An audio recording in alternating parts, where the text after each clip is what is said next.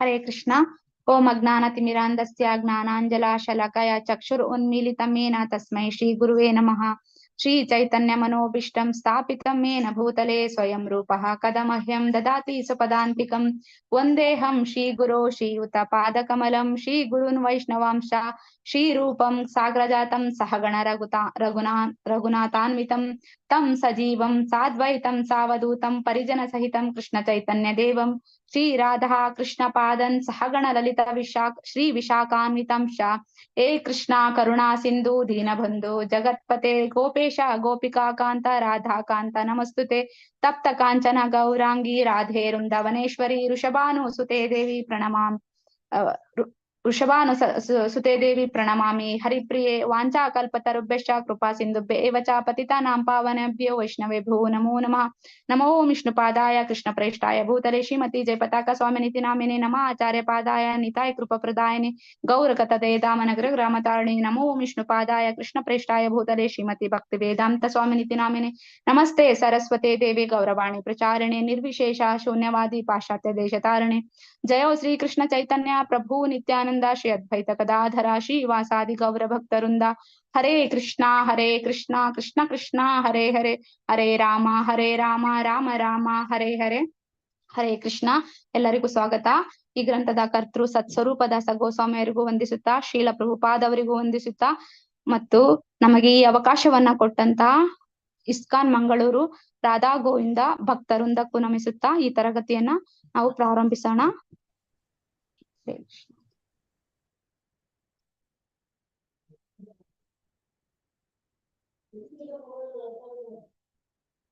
ಹರೇ ಕೃಷ್ಣ. ನಾನು ನೆನ್ನೆ 2 ಪೇಜ್ ಅನ್ನ ಬಿಟ್ಟಿದ್ದೆ, ಅದನ್ನ ನಾನು ಈಗ ವಿಶ್ಲೇಷಣೆ ಮಾಡ್ತೇನೆ.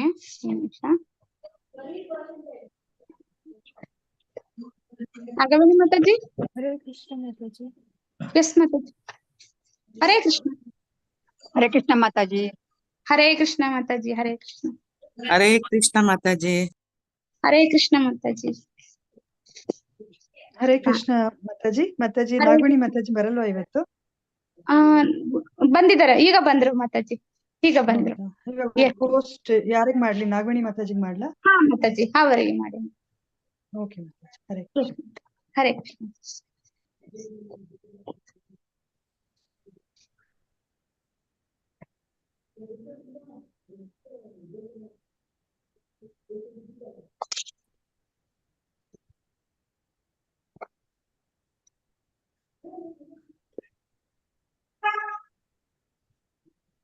ಅವರದ್ದು ನೆಟ್ವರ್ಕ್ ಪ್ರಾಬ್ಲಮ್, ಮತ್ತೆ ಹೋದ್ರ ಅಂತ ಇಲ್ಲ ಇದ್ದಾರೆ. ಕೃಷ್ಣ ಕೃಷ್ಣ.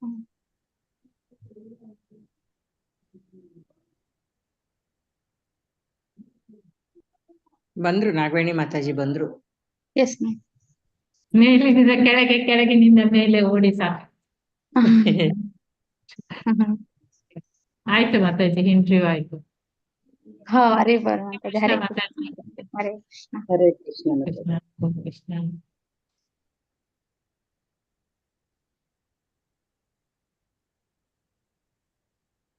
ಇವತ್ತು ಆಲ್ಫಾಬೆಟ್ ಪ್ರಕಾರ ಎಲ್ಲರೂ ಓದೋದು ಒಂದೊಂದು ಪೇಜ್. ಮಾತಾಜಿ. ಆಯ್ತಾ ಮಾತಾಜಿ? ಎಸ್ ಮಾತಾಜಿ. ಹಾಗೆ ಎಲ್ಲರಿಗೂ ಚಾನ್ಸ್ ಸಿಗ್ತದೆ. ಎಸ್ ಮಾತಾಜಿ, ಹಾಗೇನೆ ಮಾಡಿ.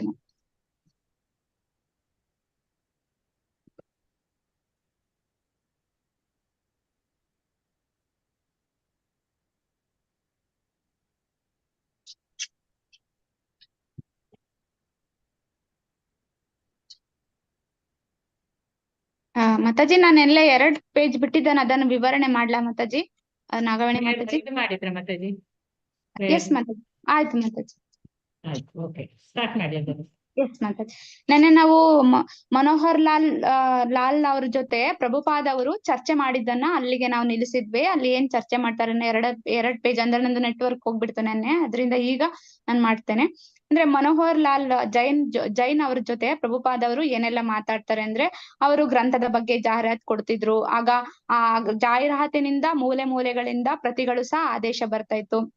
ಆ ದೇಶದಿಂದ ಮೊದಲನೇ ಸಂಪುಟ ಹೋಗ್ತಾ ಇತ್ತು. ನಂತರ ಮೊದಲನೇ ಸಂಪುಟ ಹೋದ್ರೆ ಎರಡನೇ ಸಂಪುಟವು ಹೋಗ್ತಾ ಇತ್ತು ಅಂತ ಪ್ರಭುಪಾದರಿಗೆ ಒಂದು ಆಶಯವಿತ್ತು. ಯಾಕಂದ್ರೆ ಮುಂದುವರಿದ ಭಾಗವನ್ನ ಎಲ್ಲರೂ ತಗೊಳ್ತಾರೆ ಅನ್ನುವ ಒಂದು ನಂಬಿಕೆ ಇತ್ತು ಪ್ರಭುಪಾದರು. ಅದನ್ನ ಅವರು ಅಲ್ಲಿ ಮಾತಾಡ್ತಾ ಇದ್ರು.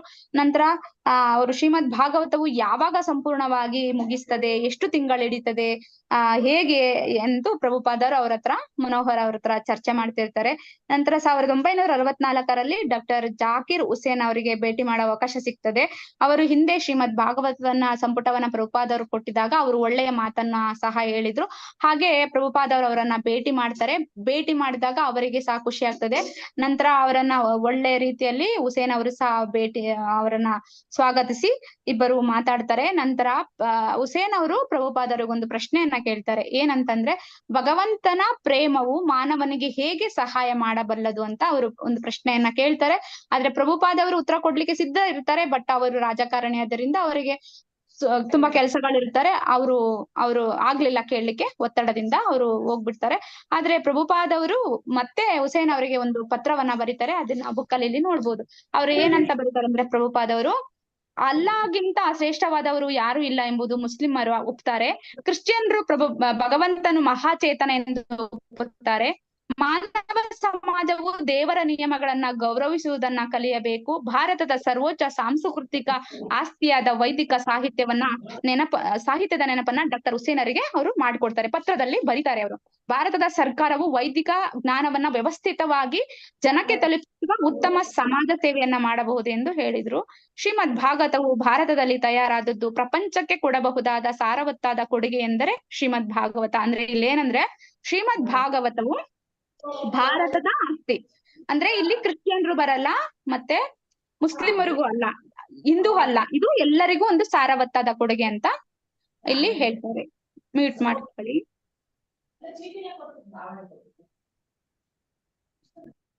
ಹಾಗೆ ಹೇಳ್ತಾರೆ ಪ್ರಭುಪಾದವರು. ನಂತರ ಅವರು ಹೀಗೆ ಪತ್ರ ಬರೀತಾರೆ. ಯಾಕಂದ್ರೆ ಇವರು ಹುಸೇನ್ ಅವರು ದೊಡ್ಡ ಒಬ್ಬ ವ್ಯಕ್ತಿ ಆಗಿರ್ತಾರಲ್ಲ, ಅವರ ಮೂಲಕ ಭಾಗವತ ಪ್ರಚಾರ ಮಾಡಿದ್ರೆ ಜನರು ಕೇಳ್ತಾರೆ. ಅದರದ್ದು ಉದ್ದೇಶಕ್ಕೂ ಪ್ರಭುಪಾದವರು ಈ ರೀತಿ ಲೆಟರ್ ಬರೀತಾರೆ. ಅಂದ್ರೆ ಅವರು ಮಾಡಬಹುದು ಅನ್ನೋ ಇದ್ರಲ್ಲಿ, ಬಟ್ ಅದು ಸಾಧ್ಯವಾಗ್ಲಿಲ್ಲ. ನಂತರ 1964ರಲ್ಲಿ ಮಾರ್ಚ್ ನಲ್ಲಿ ಅವರು ಇದಕ್ಕೆ ಕೃಷ್ಣ ಪಂಡಿತರು ಅವರಿಗೆ ಒಂದು ಆಶ್ರಯ ಕೊಡ್ತಾರೆ. ರಾಧಾ ವಲ್ಲಭಜಿ ದೇವಾಲಯದಲ್ಲಿ ಕೆಲವು ತಿಂಗಳು ಅಲ್ಲಿ ಇರ್ತಾರೆ. ನಂತರ ಅಲ್ಲಿ ಸಹ ಉಪನ್ಯಾಸವನ್ನ ಕೊಡ್ತಾರೆ. ಆ 500 ರೂಪಾಯಿಗಳನ್ನ ಸಹ ಅವರು ಅವರ ಜೀವನಕ್ಕೆ ಕೊಡ್ತಾರೆ. ಯಾರಂದ್ರೆ ಕೃಷ್ಣ ಪಂಡಿತರು. ಮತ್ತೆ ಅವರು ಅಲ್ಲೇ ಬರವಣಿಗೆನೆ ಸಹ ಮಾಡ್ತಾರೆ. ನಂತರ ಅವರು ಎಲ್ಲ ಮಾಡಿ ನಂತರ ಅಲ್ಲಿ ಸಹ ದೇವಾಲಯದಲ್ಲಿ ಬೆಳಗ್ಗೆ ಸಂಜೆ ಉಪನ್ಯಾಸವನ್ನ ಪ್ರಭುಪಾದರು ಕೊಡ್ತಾರೆ. ನಂತರ ಅವರಿಗೆ ಜೂನ್ ತಿಂಗಳಿನಲ್ಲಿ ಲಾಲ್ ಬಹದ್ದೂರ್ ಶಾಸ್ತ್ರಿ ಅವರನ್ನ ಭೇಟಿ ಮಾಡುವ ಅವಕಾಶ ಸಿಗ್ತದೆ. ಯಾರಿಂದ ಅಂದ್ರೆ ಖನ್ನಾ ಅಂತ ಇರ್ತಾರೆ. ಖನ್ನಾ ಅವರು ಪ್ರಭುಪಾದವರನ್ನ ಅವಾಗ ನೋಡಿದ್ರು, ಮತ್ತೆ ಭೇಟಿ ಮಾಡಿದ್ರು. ಅದಕ್ಕೆ ಹಲವು ಬಾರಿ ಕಂಡಿದ್ರು. ಮತ್ತೆ ಅವರು ಖನ್ನಾ ಅವರು ಪ್ರಧಾನಿ ಲಾಲ್ ಬಹದ್ದೂರ್ ಶಾಸ್ತ್ರಿ ಅವರ ಬಾಲ್ಯ ಸ್ನೇಹಿತರಾಗಿರ್ತಾರೆ. ಅದರಿಂದ ಭೇಟಿ ಮಾಡಿಸಲು ಒಳ್ಳೆ ಅವಕಾಶ ಆಗ್ತದೆ. ಮತ್ತೆ ಇದರಿಂದ ಪ್ರಭುಪಾದವರಿಗೂ ಸಹ ಒಳ್ಳೇದಾಗ್ಬೋದು. ಮತ್ತೆ ಇವರಿಗೆ ಲಾಲ್ ಬಹದ್ದೂರ್ ಶಾಸ್ತ್ರಿ ಅವರಿಗೂ ಸಹ ಒಬ್ಬ ಸಜ್ಜನ ಸನ್ಯಾಸಿಯನ್ನ ಸಹ ಭೇಟಿ ಮಾಡಿದಂತಹದ್ದು ಆಗ್ತದೆ ಅನ್ನೋದು ಉದ್ದೇಶಕ್ಕೆ ಅವರು ಭೇಟಿ ಮಾಡಿಸ್ತಾರೆ. ನಂತರ ಲಾಲ್ ಬಹದ್ದೂರ್ ಶಾಸ್ತ್ರಿ ಅವನ್ನ ಒಂದು ಪಾರ್ಲಿಮೆಂಟ್ ನಲ್ಲಿ ಭೇಟಿ ಮಾಡ್ತಾರೆ. ಆ ಪಾರ್ಲಿಮೆಂಟಿನಲ್ಲಿ ಪ್ರಭುಪಾದವರು ಅವರಿಗೆ ಮೊದಲನೇ ಸಂಪುಟ ಪ್ರತಿಯನ್ನ ಕೊಡ್ತಾರೆ. ಆಗ ಅಲ್ಲಿ ಒಂದು ಫೋಟೋವನ್ನ ತೆಗೆಸ್ಕೊಂಡಿರ್ತಾರೆ. ನಾವು ನೋಡ್ಬೋದು, ಇದರಲ್ಲಿ ಫೋಟೋಗಳು ಬರ್ತದೆ. ನಂತರ ನೆಕ್ಸ್ಟ್ ಇವಾಗ ಎಕ್ಸ್ಪ್ಲೇನ್ ಮಾಡೋಣ. ಹರೇ ಕೃಷ್ಣ ಮಾತಾಜಿ. ಹರೇ ಕೃಷ್ಣ ಮಾತಾಜಿ. ಎಸ್ ಮಾತಾಜಿ.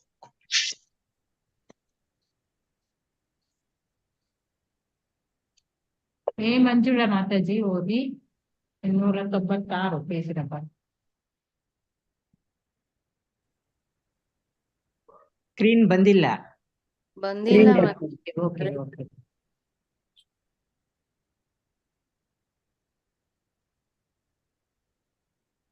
ಈಗ ಬಂತಲ್ಲ? ಬಂದಿದೆ. ಓದಿ ಮಂಜುಳಾ ಮಾತಾಜಿ. ಸ್ವಲ್ಪ ದೊಡ್ಡದು ಮಾಡ್ಕೋಬೇಕಾಗಿತ್ತು. ಹಾ? ಸ್ವಲ್ಪ ಝೂಮ್ ಮಾಡ್ಕೋಬೇಕಿತ್ತು. ಸಣ್ಣ ಅಕ್ಷರ. ಬಂದಿದೆ. ಮರುದಿನ ಸ್ವಾಮಿಗಳು, ಅಲ್ಲಿಂದ ಅಲ್ವಾ ಮಾತಾಜಿ? ಹೌದೌದು, ಅಲ್ಲಿಂದ. ಮರುದಿನ ಸ್ವಾಮಿಗಳು ಪ್ರಧಾನಿ ಶಾಸ್ತ್ರಿಯವರಿಗೆ ಒಂದು ಪತ್ರ ಬರೆದರು. ಬೇಗನೆ ಪ್ರಧಾನಿಯವರೇ, ಸ್ವಯಂ ಸಹಿ ಹಾಕಿದ ಪತ್ರವೊಂದು ಬಂತು. ಪೂಜ್ಯ ಸ್ವಾಮೀಜಿ, ತಮ್ಮ ಪತ್ರಕ್ಕಾಗಿ ತುಂಬಾ ವಂದನೆಗಳು. ಶ್ರೀಮದ್ ಭಾಗವತದ ಒಂದು ಪ್ರತಿಯನ್ನು ನನಗೆ ಕೊಟ್ಟುದಕ್ಕಾಗಿ ಕೃತಜ್ಞನಾಗಿದ್ದೇನೆ. ನೀವು ತುಂಬಾ ಅಮೂಲ್ಯ ಕಾರ್ಯವನ್ನು ಮಾಡುತ್ತಿದ್ದೀರೆಂಬುದು ನನ್ನ ಗಮನಕ್ಕೆ ಬಂದಿದೆ. ಸರ್ಕಾರಿ ಸಂಸ್ಥೆಗಳ ಗ್ರಂಥಾಲಯಗಳು ಈ ಗ್ರಂಥದ ಪ್ರತಿಗಳನ್ನು ತರಿಸಿಕೊಳ್ಳಬೇಕು. ಭಕ್ತಿ ವೇದಾಂತ ಸ್ವಾಮಿಗಳು ಭಾರತೀಯ ಸಂಸ್ಥೆಗಳಿಗಾಗಿ ಗ್ರಂಥಗಳನ್ನು ಕೊಳ್ಳುವಂತೆ ಪ್ರಾರ್ಥಿಸಿ ಪ್ರಧಾನಿಗೆ ಇನ್ನೊಂದು ಪತ್ರವನ್ನು ಬರೆದರು. ಶಿಕ್ಷಣ ಸಚಿವಾಲಯದ ಶ್ರೀ R.K. ಶರ್ಮಾ ಅವರು ಮೊದಲನೆಯ ಸಂಪುಟದಂತೆಯೇ ಎರಡನೆಯ ಸಂಪುಟದ 50 ಪ್ರತಿಗಳನ್ನು ಕೊಳ್ಳುವುದಾಗಿ ತಿಳಿಸಿದರು. ಮೂರನೆಯ ಸಂಪುಟವನ್ನು ಮುಗಿಸುವ ಗುರಿಯಿಂದ ಭಕ್ತಿವೇದಾಂತ ಸ್ವಾಮಿಗಳು ರಾಧಾ ದಾಮೋದರ ದೇವಾಲಯಕ್ಕೆ ಬಂದರು.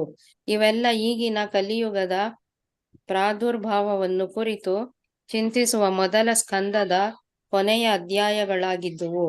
ಸಮಾಜದ ಅವನತಿಯ ಭವಿಷ್ಯವನ್ನು ಹೇಳುವ ಅನೇಕ ಶ್ಲೋಕಗಳಿದ್ದುವು. ಪರೀಕ್ಷಿತ್ ರಾಜನು ಕೃಷ್ಣ ಪ್ರಜ್ಞೆಯ ಆಡಳಿತ ಕ್ರಮದಿಂದ ಕಲಿಯ ಪ್ರಭಾವವನ್ನು ತಡೆಗಟ್ಟಿದ್ದನ್ನು ಹೇಳುವ ಶ್ಲೋಕಗಳು ಇದ್ದುವು. ಅಧರ್ಮದ 4 ಮುಖ್ಯ ತತ್ವಗಳಾದ ಮಾಂಸಭಕ್ಷಣ, ಪರಸ್ತ್ರೀ ಸಂಘ, ಮದ್ಯಪಾನ ಮತ್ತು ಜೂಜುಗಳನ್ನು ಮೂಲೋತ್ಪಾಟನ ಮಾಡಿದ ಹೊರತು ಭ್ರಷ್ಟಾಚಾರವನ್ನು ತಪ್ಪಿಸಲು ಸರ್ಕಾರಕ್ಕೆ ಸಾಧ್ಯವಾಗುವುದಿಲ್ಲ ಎಂದು ಬರೆದಿದ್ದರು. ಪೊಲೀಸರ ಬಿಗಿ ಕ್ರಮದ ಶಾಸನಬದ್ಧ ಆದೇಶಗಳಿಂದ ತಡೆಗಟ್ಟಲಾರಿರಿ.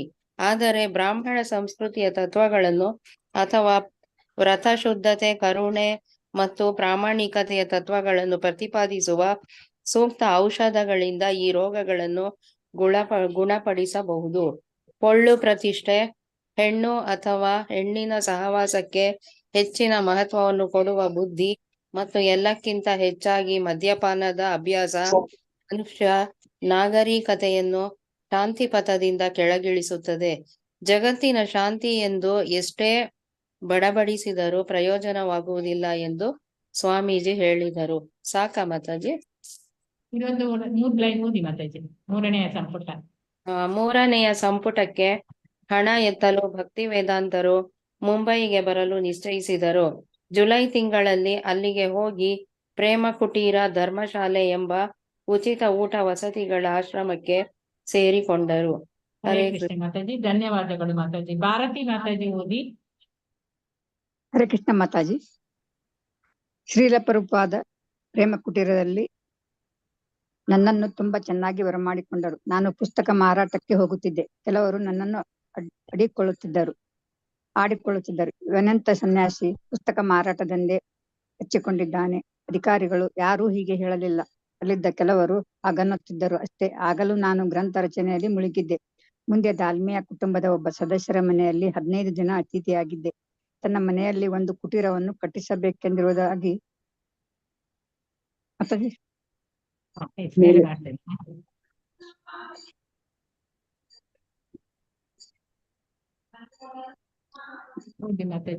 ಹಂಚಿಕೊಂಡಿದ್ದಾನೆ.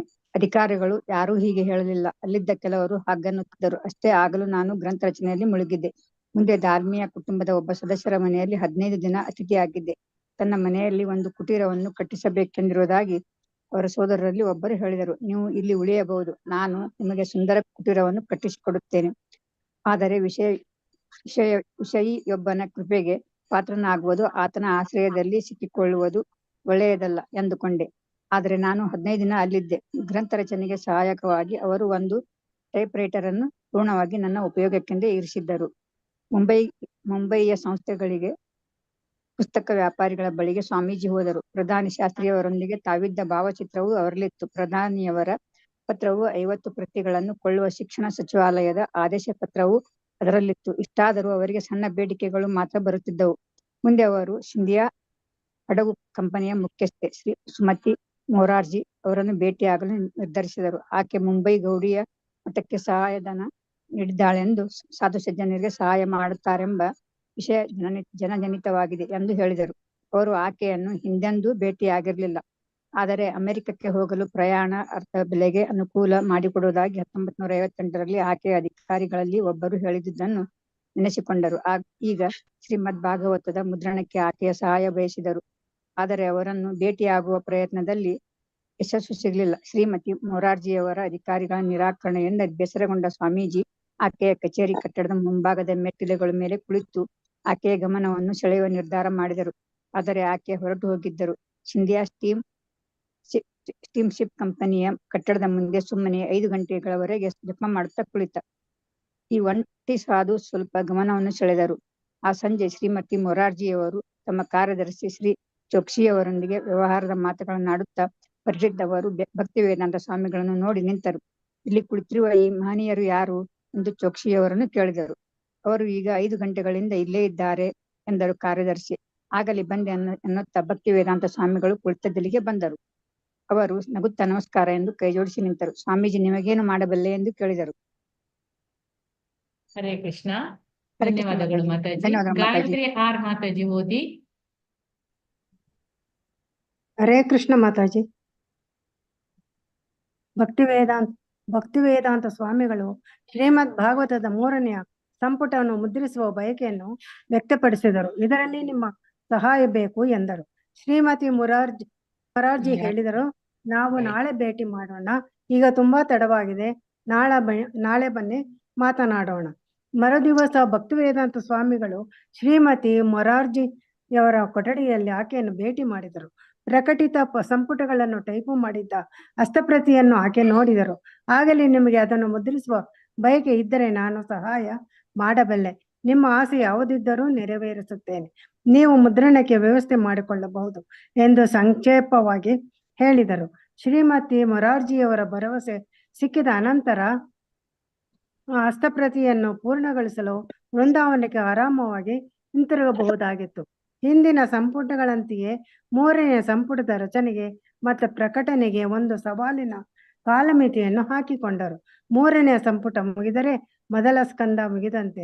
ಆಗ ತುಂಬಾ ಮಹತ್ವದ ಸಾಹಿತ್ಯವನ್ನು ನಿಟ್ಟುಕೊಂಡು ಪಶ್ಚಿಮಕ್ಕೆ ಹೊರಡಲು ಸಿದ್ಧರಾಗಬಹುದು. ಮೊದಲೆರಡು ಸಂಪುಟಗಳಲ್ಲೇ ಅವರಿಗೆ ಭಾರತದಲ್ಲಿ ಒಳ್ಳೆಯ ಸ್ವಾಗತ ಲಭಿಸಿತ್ತು. ಈಗಾಗಲೇ ಅವರು ಉಪರಾಷ್ಟ್ರಪತಿಗಳನ್ನು ಪ್ರಧಾನಿಗಳನ್ನು ಕಂಡಿದ್ದರು. ಅವರು ಈಗಾಗಲೇ ಮುಂಬಯಿಯ ವಾಣಿಜ್ಯ ಶ್ರೇಷ್ಠರನ್ನು ಕಂಡು ಆಗಿತ್ತು. ಹಸ್ತಪ್ರತಿಯನ್ನು ತೋರಿಸಿದ ಕೆಲವೇ ನಿಮಿಷಗಳಲ್ಲಿ ಅವರಿಗೆ ಒಂದು ದೊಡ್ಡ ಸಹಾಯಧನ ದೊರಕಿತ್ತು. ಈ ಪುಸ್ತಕಗಳಿಂದ ಒಳ್ಳೆಯ ಪ್ರಚಾರ ಆಗುತ್ತಿತ್ತು. ಕೃಷ್ಣ ಜನ್ಮಾಷ್ಟಮಿ ಹತ್ತಿರ ಬರುತ್ತಿತ್ತು.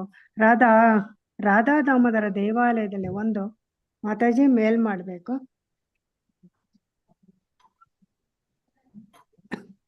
ಒಂದು ದೊಡ್ಡ ಸಮಾರಂಭದ ವ್ಯವಸ್ಥೆ ಮಾಡಬೇಕೆಂಬ ಯೋಜನೆಯನ್ನು ಭಕ್ತಿವೇದಾಂತ ಸ್ವಾಮಿಗಳು ಹಾಕಿದರು.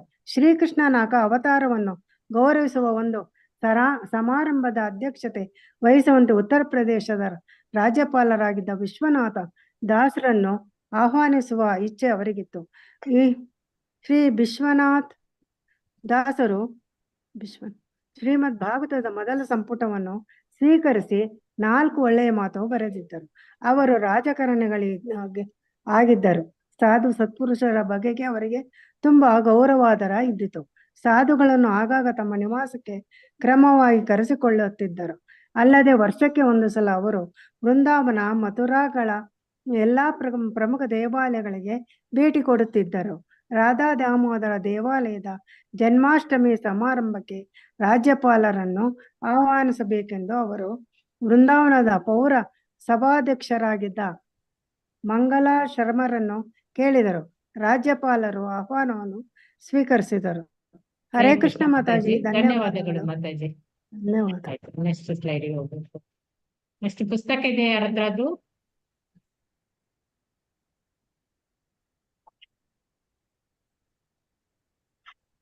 ಪುಸ್ತಕ ಇದ್ದವರು ಓದ್ಬೋದು. ಹರಿಣಿ ಮಾತಾಜಿ ಓದಿ.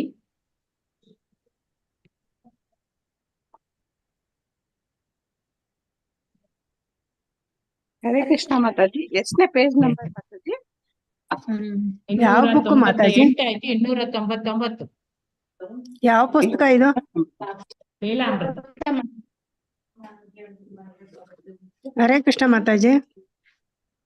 ಓದ್ಲಾ ಮಾತಾಜಿ? ನಾಗವೇಣಿ ಮಾತಾಜಿ ಓದಿ. ಅಂದ್ರೆ ಯಾರ ಹತ್ರ ಪುಸ್ತಕ ಅಂದ್ರೆ ಲೇಟ್ ಆಗ್ತದೆ. ಭಕ್ತಿ ವೇದಾಂತರ ಒಂದು ಓದಿ. ಜಾಹೀರಾತು. ಎಸ್ ಮಾತಾಜಿ. ನೀವು ಓದಿ ಮಾತಾಜಿ.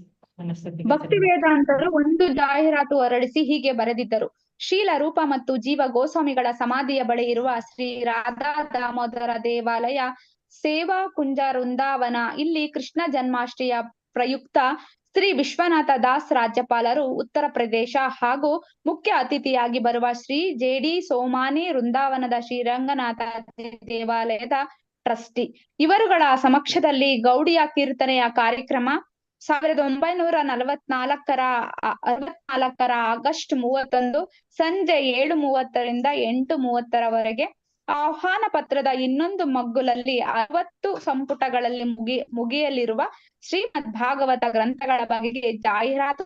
ಆ ದಿನ ಹಾಡುವ ಭಜನೆಗಳು ಶ್ರೀಕೃಷ್ಣ ಚೈತನ್ಯ ಪ್ರಭು, ನಿತಾಯ್ ಪದ ಕಮಲ, ಷಡ್ ಗೋಸ್ವಾಮಿಗಳಿಗೆ ಪ್ರಾರ್ಥನೆ ಮತ್ತು ಇತರ ಗೌಡಿಯ ವೈಷ್ಣವರ ಜನಪ್ರಿಯ ಹಾಡುಗಳು ಇವೆಲ್ಲ ಒಂದು ಬಂಗಾಳಿ ಹಾಡಿನ ಪುಸ್ತಕವಾಗಿ ಅಚ್ಚಾಗಿದ್ದವು. ಕಾರ್ಯಕ್ರಮ ಯಶಸ್ವಿಯಾಗಿತ್ತು. ತುಂಬಾ ಜನ ಭಾಗವಹಿಸಿ ಕೃಷ್ಣ ಸ್ತುತಿ ಮಾಡುತ್ತಾ ಪ್ರಸಾದವನ್ನ ತೆಗೆದುಕೊಂಡರು. ಸ್ವಾಮಿಗಳು ಶ್ರೀಮದ್ ಭಾಗವತದ ಒಂದು ಪದ್ಯವನ್ನೆತ್ತಿಕೊಂಡು ಅದರಲ್ಲಿ ದೋಷ ಸಾಗರವೆಂದು ಹರೇ ಕೃಷ್ಣ ಡೌನ್ಲೋಡ್ ಆಗ್ತಾ ಉಂಟು. ಓದಿ ಮಾತಾಜಿ. ದೋಷ ಸಾಗರವೆಂದು ಹರೇ ಕೃಷ್ಣ ಕೀರ್ತನೆ ಒಂದು ತಾರಕ ಮಂತ್ರವಾಗಿದೆ ಎಂದು ಕೇಳಿಸುತ್ತ ಮಾತಾಜಿ ಎಂದು ನಿರೂಪಿಸಿದರು. ಹರೇ ಕೃಷ್ಣ ಕೀರ್ತನೆಯನ್ನ ಹೇಳಿಕೊಟ್ಟ ಎಸ್ ಮಾತಾಜಿ. ಹರೇ ಕೃಷ್ಣ ಕೇಳ್ತದೆ ಮಾತಾಜಿ. ಹರೇ ಕೃಷ್ಣ ಕೀರ್ತನೆಯನ್ನ ಹೇಳಿಕೊಟ್ಟ ಎಸ್ ಮಾತಾಜಿ.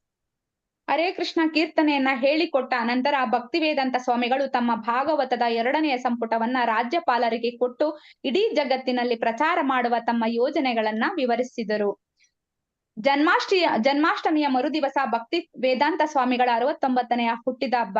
ಕೆಲವು ದಿನಗಳ ಅನಂತರ ವಿಶ್ವನಾಥ ದಾಸ ಲಕ್ನೋದಲ್ಲಿರುವ ತಮ್ಮ ನಿವಾಸಕ್ಕೆ ಬನ್ನಿ ಎಂದು ಭಕ್ತಿ ವೇದಾಂತರನ್ನ ಆಹ್ವಾನಿಸ್ತಾರೆ. ಅದೊಂದು ವಿಶೇಷ ಸಮಾರಂಭ. ರಾಜ್ಯಪಾಲರು ಹಲವಾರು ಸಾಧುಗಳನ್ನ ಆಹ್ವಾನಿಸಿ ಕೀರ್ತನ ಕಾರ್ಯಕ್ರಮವನ್ನು ನಡೆಸಿಕೊಂಡಿದ್ದರು. ಭಾರತದಲ್ಲೆಲ್ಲ ಕೀರ್ತನೆಗಳ ಪ್ರಸಾರ ಮಾಡುತ್ತಿದ್ದ ಒಂದು ವೃತ್ತಿನಿರತ ಸಂಗೀತ ಗೋಷ್ಠಿಯನ್ನ ಆಹ್ವಾನಿಸಿದರು. ಶಿಶಿರ್ ಕುಮಾರ್ ಭಟ್ಟಾಚಾರ್ಯ ಎಂಬ ಒಬ್ಬ ಕಿರಿಯ ಸಂಗೀತಗಾರನು ಭಕ್ತಿ ವೇದಾಂತರಿಂದ ತುಂಬಾ ಪ್ರಭಾವಿತನಾಗಿದ್ದ. ಹರೇ ಕೃಷ್ಣ ಮಾತಾಜಿ. ಹರೇ ಕೃಷ್ಣ ಮಾತಾಜಿ. ನಾನು ಓದ್ತೀನಿ ಹರೇ ಮಾತಾಜಿ. ಕೃಷ್ಣ ಮಾತಾಜಿ. ಅಲ್ಲಿ ನಾಗವೇಣಿ ಬಾಯಿಯೂ ಉಂಟಲ್ಲ ಮಾತಾಜಿ, ಅದನ್ನು ಕೋ-ಹೋಸ್ಟ್ ಮಾಡಿ. ಮಾಡ್ತೇನೆ ಮಾತಾಜಿ. ಮಾತಾಜಿ ನಾನು ಓದ್ಲಾ ಮಾತಾಜಿ? ಒಂದ್ ನಿಮಿಷ. ಗೀತಾ ಮಾತಾಜಿ ಓದ್ಲಿಕ್ಕೆ ನೆಕ್ಸ್ಟ್ ಮಾತಾಜಿ ಬುಕ್ ಇದೆ. ಇಲ್ಲವಾ? ಯಾರ ಹತ್ರ ಬುಕ್ ಇದೆ? ಎಲ್ಲಿಂದ ನನ್ನ ಹತ್ರ ಮಾತಾಜಿ? ಇದೆ ಮಾತಾಜಿ. ಮಹೇಶ್ರಿ. ಎಲ್ಲಿಂದ? ಮಹೇಶ್ವರಿ ಓದಿ. Shishir 300 page number 300. ಶಿಶಿರ್ ಭಟ್ಟಾಚಾರ್ಯ ಲಕ್ನೋದ ರಾಜ್ಯಪಾಲರ ನಿವಾಸದಲ್ಲಿ ಕೀರ್ತನೆ ನಡೆಸಲು ನಮ್ಮನ್ನು ಕರೆಸಲಾಗಿತ್ತು. ಇದು ರಾಜ್ಯಪಾಲರ ಮನೆ, ದೊಡ್ಡ ಮನೆ. ನಾನು ವೇದಿಕೆಯ ಮೇಲೆ ಕುಳಿತಿದ್ದೆ. ನಮ್ಮ ಗುಂಪಿನವರು ಸುಮಾರು 7-8 ಜನ. ರಾಜ್ಯಪಾಲ ವಿಶ್ವನಾಥ ದಾಸರನ್ನು ನೋಡಿದೆ. ಅವರ ಪಕ್ಕದಲ್ಲಿ ಒಬ್ಬ ಸಾಧು, ತುಂಬಾ ವಯಸ್ಸಾದರೂ ತುಂಬಾ ದೃಢಕಾಯರಾಗಿದ್ದರೆನ್ನಿಸಿತು. ರಾಜ್ಯಪಾಲರು ಕುಳಿತಿದ್ದನ್ನು ಕಂಡ ಕೂಡಲೇ ನಾನು ವೇದಿಕೆಯಿಂದ ಹಿಡಿದು ಬಂದು ನಮಸ್ಕಾರ ಮಾಡಿದೆ. ನಂತರ ಯಾವ ಕಥನ ಮಾಡಲಿ ಹೇಳಿ ಎಂದು ಕೇಳಿದೆ. ಚೈತನ್ಯ ಮಹಾಪ್ರಭುಗಳ ಬಗೆಗೆ ಏನಾದರೂ ಚರ್ಚಿಸೋಣ ಎಂದು ಅವರು ಹೇಳಿದರು. ನೀವು ಈ ಭಾಗವನ್ನು ಆರಿಸಿಕೊಂಡಿದ್ದು ತುಂಬಾ ಸಂತೋಷ ಎಂದು ಹೇಳಿದೆ. ಸುಮಾರು ಅರ್ಧ ಗಂಟೆ ಚೈತನ್ಯ ಮಹಾಪ್ರಭುಗಳ ಕೀರ್ತನೆವಾಯಿತು. ನಂತರ ಪಕ್ಕದ ವಿಸ್ತಾರವಾದ ಬ್ಯಾಂಕ್ವಾಟ್ ಹಾಲ್ನಲ್ಲಿ ರಾಜ್ಯಪಾಲರ ಸಂಕೇತ ಚಿಹ್ನೆ ಇದ್ದ ಬೆಳ್ಳಿಯ ತಟ್ಟೆಯಲ್ಲಿ ಊಟ ಮಾಡಿದೆವು. ನಾವೆಲ್ಲ ಒಟ್ಟಿಗೆ ಕುಳಿತವು. ನಾನು ಅದೇ ಸಾಧುಗಳ ಪಕ್ಕದಲ್ಲಿ ಕುಳಿತಿದ್ದೆ. ಅವರು ಭಕ್ತಿ ವೇದಾಂತ ಸ್ವಾಮಿ ಎಂದು ತಮ್ಮ ಪರಿಚಯ ಮಾಡಿಕೊಂಡರು. ನಾವು ಚರ್ಚೆಗೆ ತೊಡಗಿದೆವು. ನಂತರ ಸ್ವಾಮಿಗಳು ನಮಗೆ ಶ್ರೀಮದ್ ಭಾಗವತದ ಒಂದು ಪ್ರತಿಯನ್ನು ಕೊಟ್ಟರು. ನಂತರ ಅವರು ಹೇಳಿದರು, ಪಶ್ಚಿಮ ದೇಶಗಳಲ್ಲಿ ಕೃಷ್ಣನಾಮ ಹಾಗೂ ಚೈತನ್ಯ ಮಹಾಪ್ರಭುಗಳ ಬಗೆಗೆ ಹರಡಲು ನನಗೆ ಆಸಕ್ತಿ ಇದೆ. ಟಿಕೆಟ್ ಪಡೆಯಲು ದಾರಿ ಹುಡುಕುತ್ತಿದ್ದೇನೆ. ಸಿಕ್ಕರೆ ಕೊಡಿ. ಚೈತನ್ಯ ಮಹಾಪ್ರಭುವಿನ ಸಂದೇಶವನ್ನು ಪ್ರಚಾರ ಮಾಡುತ್ತೇನೆ. ಮಹಾಪ್ರಭುವಿನ ಈ ಪದ್ಯವನ್ನು ಅವರು ಹೇಳಿದರು. ಒಂದಲ್ಲ ಒಂದು ದಿನ ನನ್ನ ಹೆಸರು ಜಗತ್ತಿನ ಎಲ್ಲಾ ಗ್ರಾಮ ನಗರಗಳಲ್ಲಿ ಪ್ರಸಿದ್ಧವಾಗುತ್ತದೆ. ಆದರೆ ಅವರು ತುಂಬಾ ಬಡವರಾಗಿ ಸರಳವರಾಗಿದ್ದರಿಂದ ಭಕ್ತಿ ವೇದಾಂತರು ಈ ಕಾರ್ಯವನ್ನು ಮಾಡಬಲ್ಲರೆ ಎಂಬ ಅನುಮಾನ ನನಗಿತ್ತು. 3ನೇ ಸಂಪುಟದ ಹಸ್ತಿ ಪ್ರತಿ ಸಿದ್ಧವಾಗಿತ್ತು. ಅದನ್ನು ಮುದ್ರಿಸಲು ಹಣವೂ ದೊರಕಿತು. ಮುದ್ರಣ ಜನವರಿ 1965ರಲ್ಲಿ ಮುಗಿಯಬೇಕಾಗಿತ್ತು.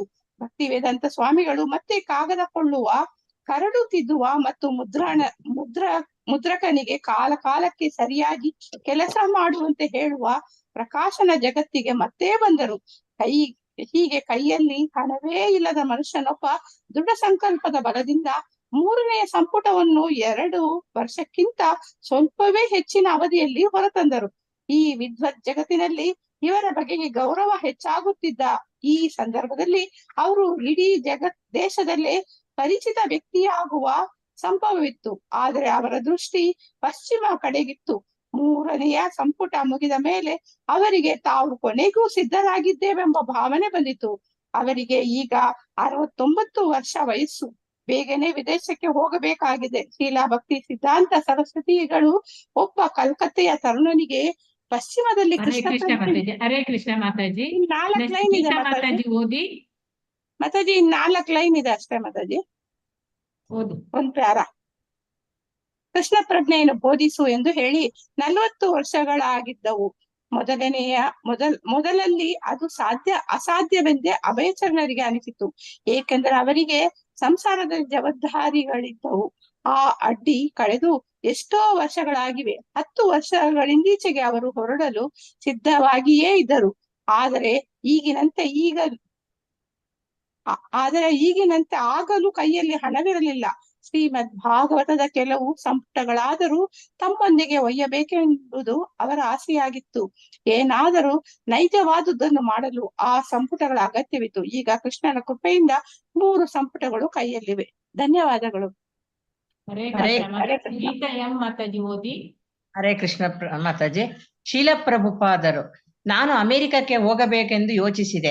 ಸಾಮಾನ್ಯವಾಗಿ ಎಲ್ಲರೂ ಲಂಡನ್ನಿಗೆ ಹೋಗುತ್ತಾರೆ, ಆದರೆ ನಾನು ನ್ಯೂಯಾರ್ಕ್ಗೆ ಹೋಗುವುದು ಹೇಗೆ ಎಂದಷ್ಟೇ ಯೋಚಿಸುತ್ತಿದ್ದೆ.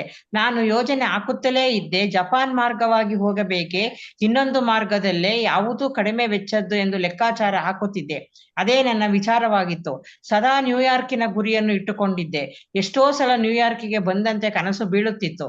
ಮುಂದೆ ಭಕ್ತಿ ವೇದಾಂತ ಸ್ವಾಮಿಗಳು ಮಥುರೆಯ ಒಬ್ಬ ವ್ಯಾಪಾರೋದ್ಯಮಿ ಶ್ರೀ ಅಗರ್ವಾಲರನ್ನು ಭೇಟಿ ಮಾಡಿ ಪ್ರಾಸಂಗಿಕವಾಗಿ ಎಲ್ಲರಿಗೂ ಹೇಳುತ್ತಿದ್ದಂತೆ ಪಶ್ಚಿಮಕ್ಕೆ ಹೋಗಬೇಕೆಂಬ ಅಭಿಲಾಷೆಯನ್ನು ಅವರಿಗೂ ವ್ಯಕ್ತಪಡಿಸಿದರು.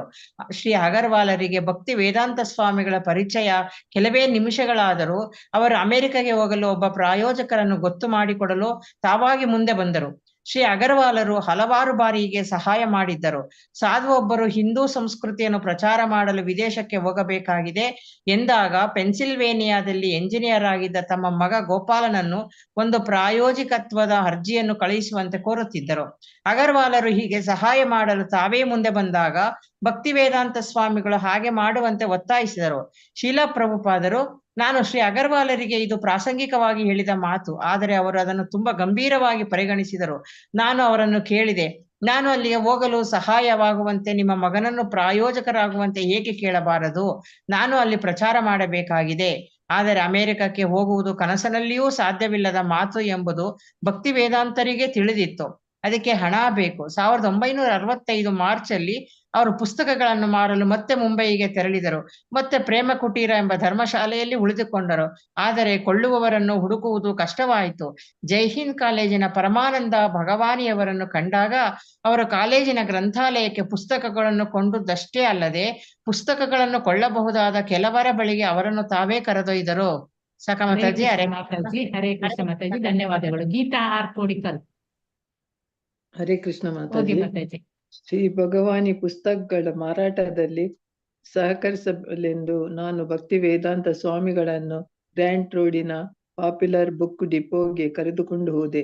ಆದರೆ ಧರ್ಮ ಗ್ರಂಥಗಳು ಹೆಚ್ಚು ಮಾರಾಟ ಆಗುತ್ತಿಲ್ಲವೆಂದು, ಅದರಿಂದ ಈ ಗ್ರಂಥಗಳನ್ನು ದಾಸ್ತಾನು ಮಾಡಲಾಗುವುದಿಲ್ಲವೆಂದು ಹೇಳಿದರು. ಅನಂತರ ಪಕ್ಕದ ಇನ್ನೊಂದು ಅಂಗಡಿಗೆ ಕರೆದುಕೊಂಡು ಹೋದೆ. ಆ ಮಾಲೀಕ ಕೂಡ ಈ ಗ್ರಂಥಗಳನ್ನು ಮಾರಲಾಗುವುದಿಲ್ಲ ಎಂದು ವಿಷಾದದಿಂದ ಹೇಳಿದರು. ಅನಂತರ ಮಹಾಲಕ್ಷ್ಮಿ ದೇವಾಲಯದ ಬಳಿ ಇರುವ ಸಾಧು ವೇಲದಲ್ಲಿ ದೇವಾಲಯದ ಮುಖ್ಯಸ್ಥರನ್ನು ಕಂಡೆವು. ಅವರು ನಮ್ಮನ್ನೇನೂ ಸ್ವಾಗತಿಸಿದರು. ಅವರಲ್ಲಿ ಒಂದು ಸ್ವಂತ ಗ್ರಂಥಾಲಯವಿದೆ. ಅವರು ಧರ್ಮ ಗ್ರಂಥಗಳ ದಾಸ್ತಾನನ್ನು ಇಟ್ಟಿದ್ದಾರೆ. ಅವರ ಗ್ರಂಥಾಲಯದಲ್ಲಿ ಈ ಸಂಪುಟಗಳ ಒಂದೊಂದು ಸೆಟ್ ಅನ್ನು ಇಡಬಹುದೆಂದು ಕೋರಿದೆವು. ಅವರದು ಒಂದು ಶ್ರೀಮಂತ ಆಶ್ರಮ, ಆದರೆ ಅವರು ತಮ್ಮ ನಿಸ್ಸಹಾಯಕತೆಯನ್ನು ವ್ಯಕ್ತಪಡಿಸಿದರು. ಮೇಲೆ ಮಾಡಿ ಮಾತಾಜಿ. ಮಾತಾಜಿ ಮೇಲೆ ಮಾಡಿ.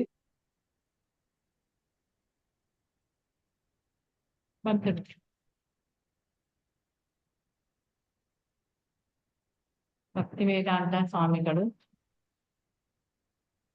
ಬಂದಿಲ್ಲ ಮಾತಾಜಿ. ಭಕ್ತಿ ವೇದಾಂತ ಸ್ವಾಮಿಗಳು ದೆಹಲಿಗೆ ಹಿಂತಿರುಗಿದರು. ಪುಸ್ತಕ ಮಾರಾಟದ ಸಹಜ ದಾರಿಗಳನ್ನು ಹುಡುಕುವುದು ಮತ್ತು ಸಿಗಬಹುದಾದ ಅವಕಾಶಗಳನ್ನು ಬಳಸಿಕೊಳ್ಳುವುದು ಅವರ ಉದ್ದೇಶವಾಗಿತ್ತು. ಅಲ್ಲಿ ಅವರಿಗೊಂದು ಆಶ್ಚರ್ಯ ಕಾದಿತ್ತು. ವಿದೇಶಾಂಗ ವ್ಯವಹಾರಗಳ ಸಚಿವಾಲಯದವರು ಭಕ್ತಿ ವೇದಾಂತ ಸ್ವಾಮಿಗಳನ್ನು ಸಂಪರ್ಕಿಸಿ ಅಮೆರಿಕಕ್ಕೆ ಹೋಗಲು ಅಭ್ಯಂತರವಿಲ್ಲ ಎಂಬ ಪ್ರಮಾಣ ಪತ್ರ ಸಿದ್ಧವಾಗಿರುವುದಾಗಿ ತಿಳಿಸಿದರು. ಆದರೆ ವಿದೇಶಕ್ಕೆ ಹೋಗಲು ಅವರು ಯಾವ ಪ್ರಯತ್ನವನ್ನೂ ಕೈಗೊಂಡಿರಲಿಲ್ಲವಾದ್ದರಿಂದ ಭಕ್ತಿ ವೇದಾಂತ ಸ್ವಾಮಿಗಳು ಸಚಿವಾಲಯವನ್ನು ವಿಷಯವೇನೆಂದು ಕೇಳಿದರು.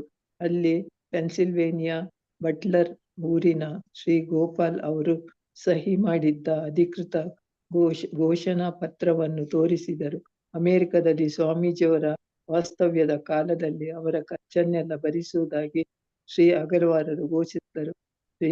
ಶ್ರೀಲ ಪ್ರಭುಪಾದ ತಂದೆ ಮಕ್ಕಳ ನಡುವೆ ಏನು ಪತ್ರ ವ್ಯವಹಾರ ನಡೆಯಿತೋ ನನಗೆ ಗೊತ್ತಿಲ್ಲ.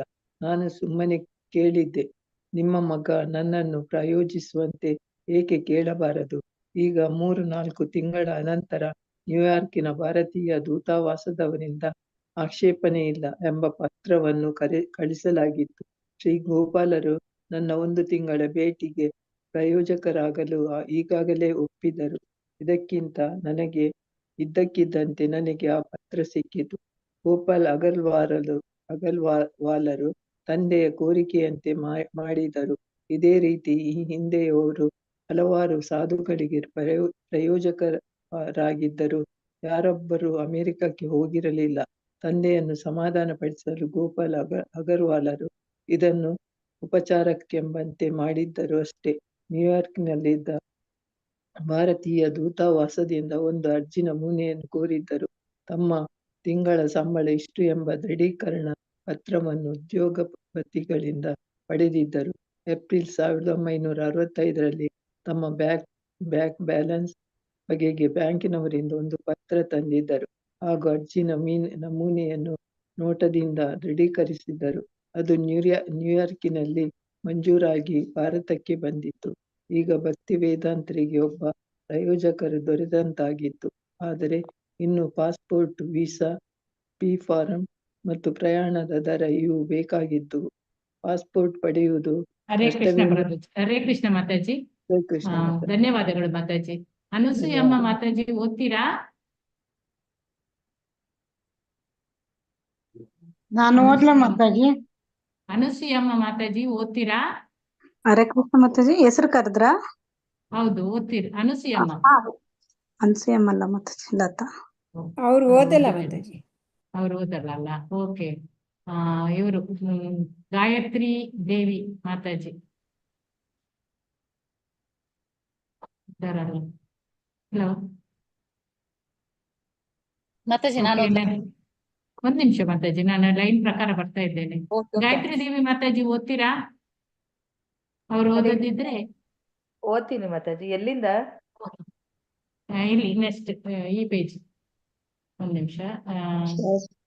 ಪಾಸ್ಪೋರ್ಟ್ ಪಡೆಯುವುದು. ಪಾಸ್ಪೋರ್ಟ್ ಪಡೆಯುವುದು ಕಷ್ಟವೇನೂ ಆಗಿರಲಿಲ್ಲ. ಕೃಷ್ಣ ಪಂಡಿತ್ ಸಹಾಯ ಮಾಡಿದರು. ಜೂನ್ 10ರ ವೇಳೆಗೆ ಅವರಿಗೆ ಪಾಸ್ಪೋರ್ಟ್ ಸಿಕ್ಕಿತು.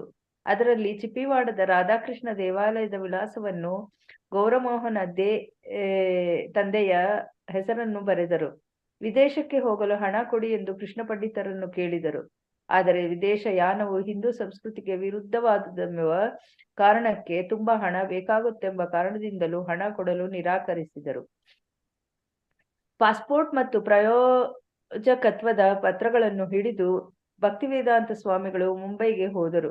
ಪುಸ್ತಕ ಮಾರುವುದಕ್ಕಲ್ಲ, ಮುದ್ರಣ ಕಾರ್ಯಕ್ಕೆಂದು ಹಣ ಎತ್ತುವುದಕ್ಕೂ ಅಲ್ಲ. ಅವರಿಗೆ ಅಮೆರಿಕಕ್ಕೆ ಹೋಗಲು ಟಿಕೆಟ್ ಬೇಕಾಗಿತ್ತು. ಮತ್ತೆ ಶ್ರೀಮತಿ ಸುಮತಿ ಮೊರಾರ್ಜಿ ಅವರನ್ನು ಕಾಣಲು ಪ್ರಯತ್ನಿಸಿದರು.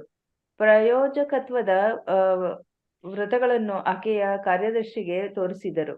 ಕಾರ್ಯದರ್ಶಿ ಚೋಕ್ಸಿ ಅವರು ಪ್ರಭಾವಿತರಾಗಿ ಅವರ ಪರವಾಗಿಯೇ ತಾವೇ ಶ್ರೀಮತಿ ಮೊರಾರ್ಜಿ ಅವರ ಬಳಿಗೆ ಹೋದರು.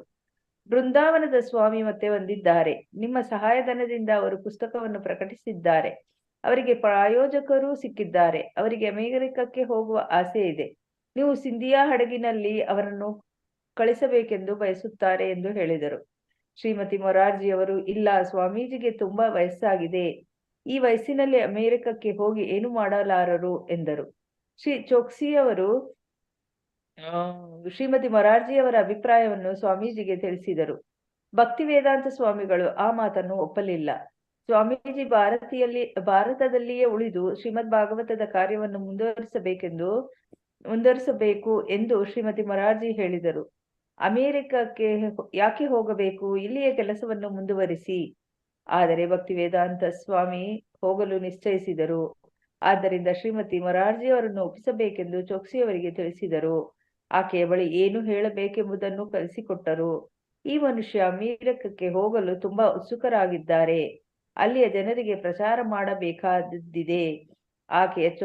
ಆದರೆ ಚೋಕ್ಸಿಯವರು ಶ್ರೀಮತಿ ಮೊರಾರ್ಜಿ ಅವರಿಗೆ ಹೇಳಿದಾಗ ಆಕೆ ಮತ್ತೆ ಸಾಧ್ಯವಿಲ್ಲ ಎಂದರು. ಸ್ವಾಮೀಜಿ ಅವರು ಆರೋಗ್ಯದಿಂದಲ್ಲ, ಅಥವಾ ಅಲ್ಲಿ ತುಂಬಾ ಚಳಿ, ಅವರಿಗೆ ಮತ್ತೆ ಬರಲು ಸಾಧ್ಯವಾಗುವುದಿಲ್ಲ. ಅಲ್ಲದೆ ಅವರು ಅಲ್ಲಿ ಹೆಚ್ಚಿನದನ್ನು ಸಾಧಿಸುವ ಬಗೆಗೆ ಆಕೆಗೆ ಅನುಮಾನವಿತ್ತು. ಅಮೆರಿಕದ ಜನ ಅಂತಹ ಸರಕಾರಿ ಪ್ರವೃತ್ತರಲ್ಲ. ಅಲ್ಲದೆ ಪ್ರಾಯಃ ಅವರೆಲ್ಲ ಸ್ವಾಮೀಜಿಯವರ ಮಾತಿಗೆ ಕಿವಿಕೊಡಲಾರರು. ಹರೇ ಕೃಷ್ಣ ಮಾತಾಜಿ. ಧನ್ಯವಾದಗಳು ಮಾತಾಜಿ. ಜಿ ಪ್ರಭಾವತಿ ಮಾತಾಜಿ ಓದಿ.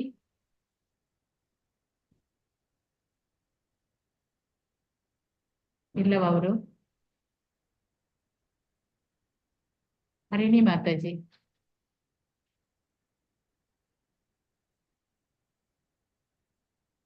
ಐಫೋನ್ ಯಾರು?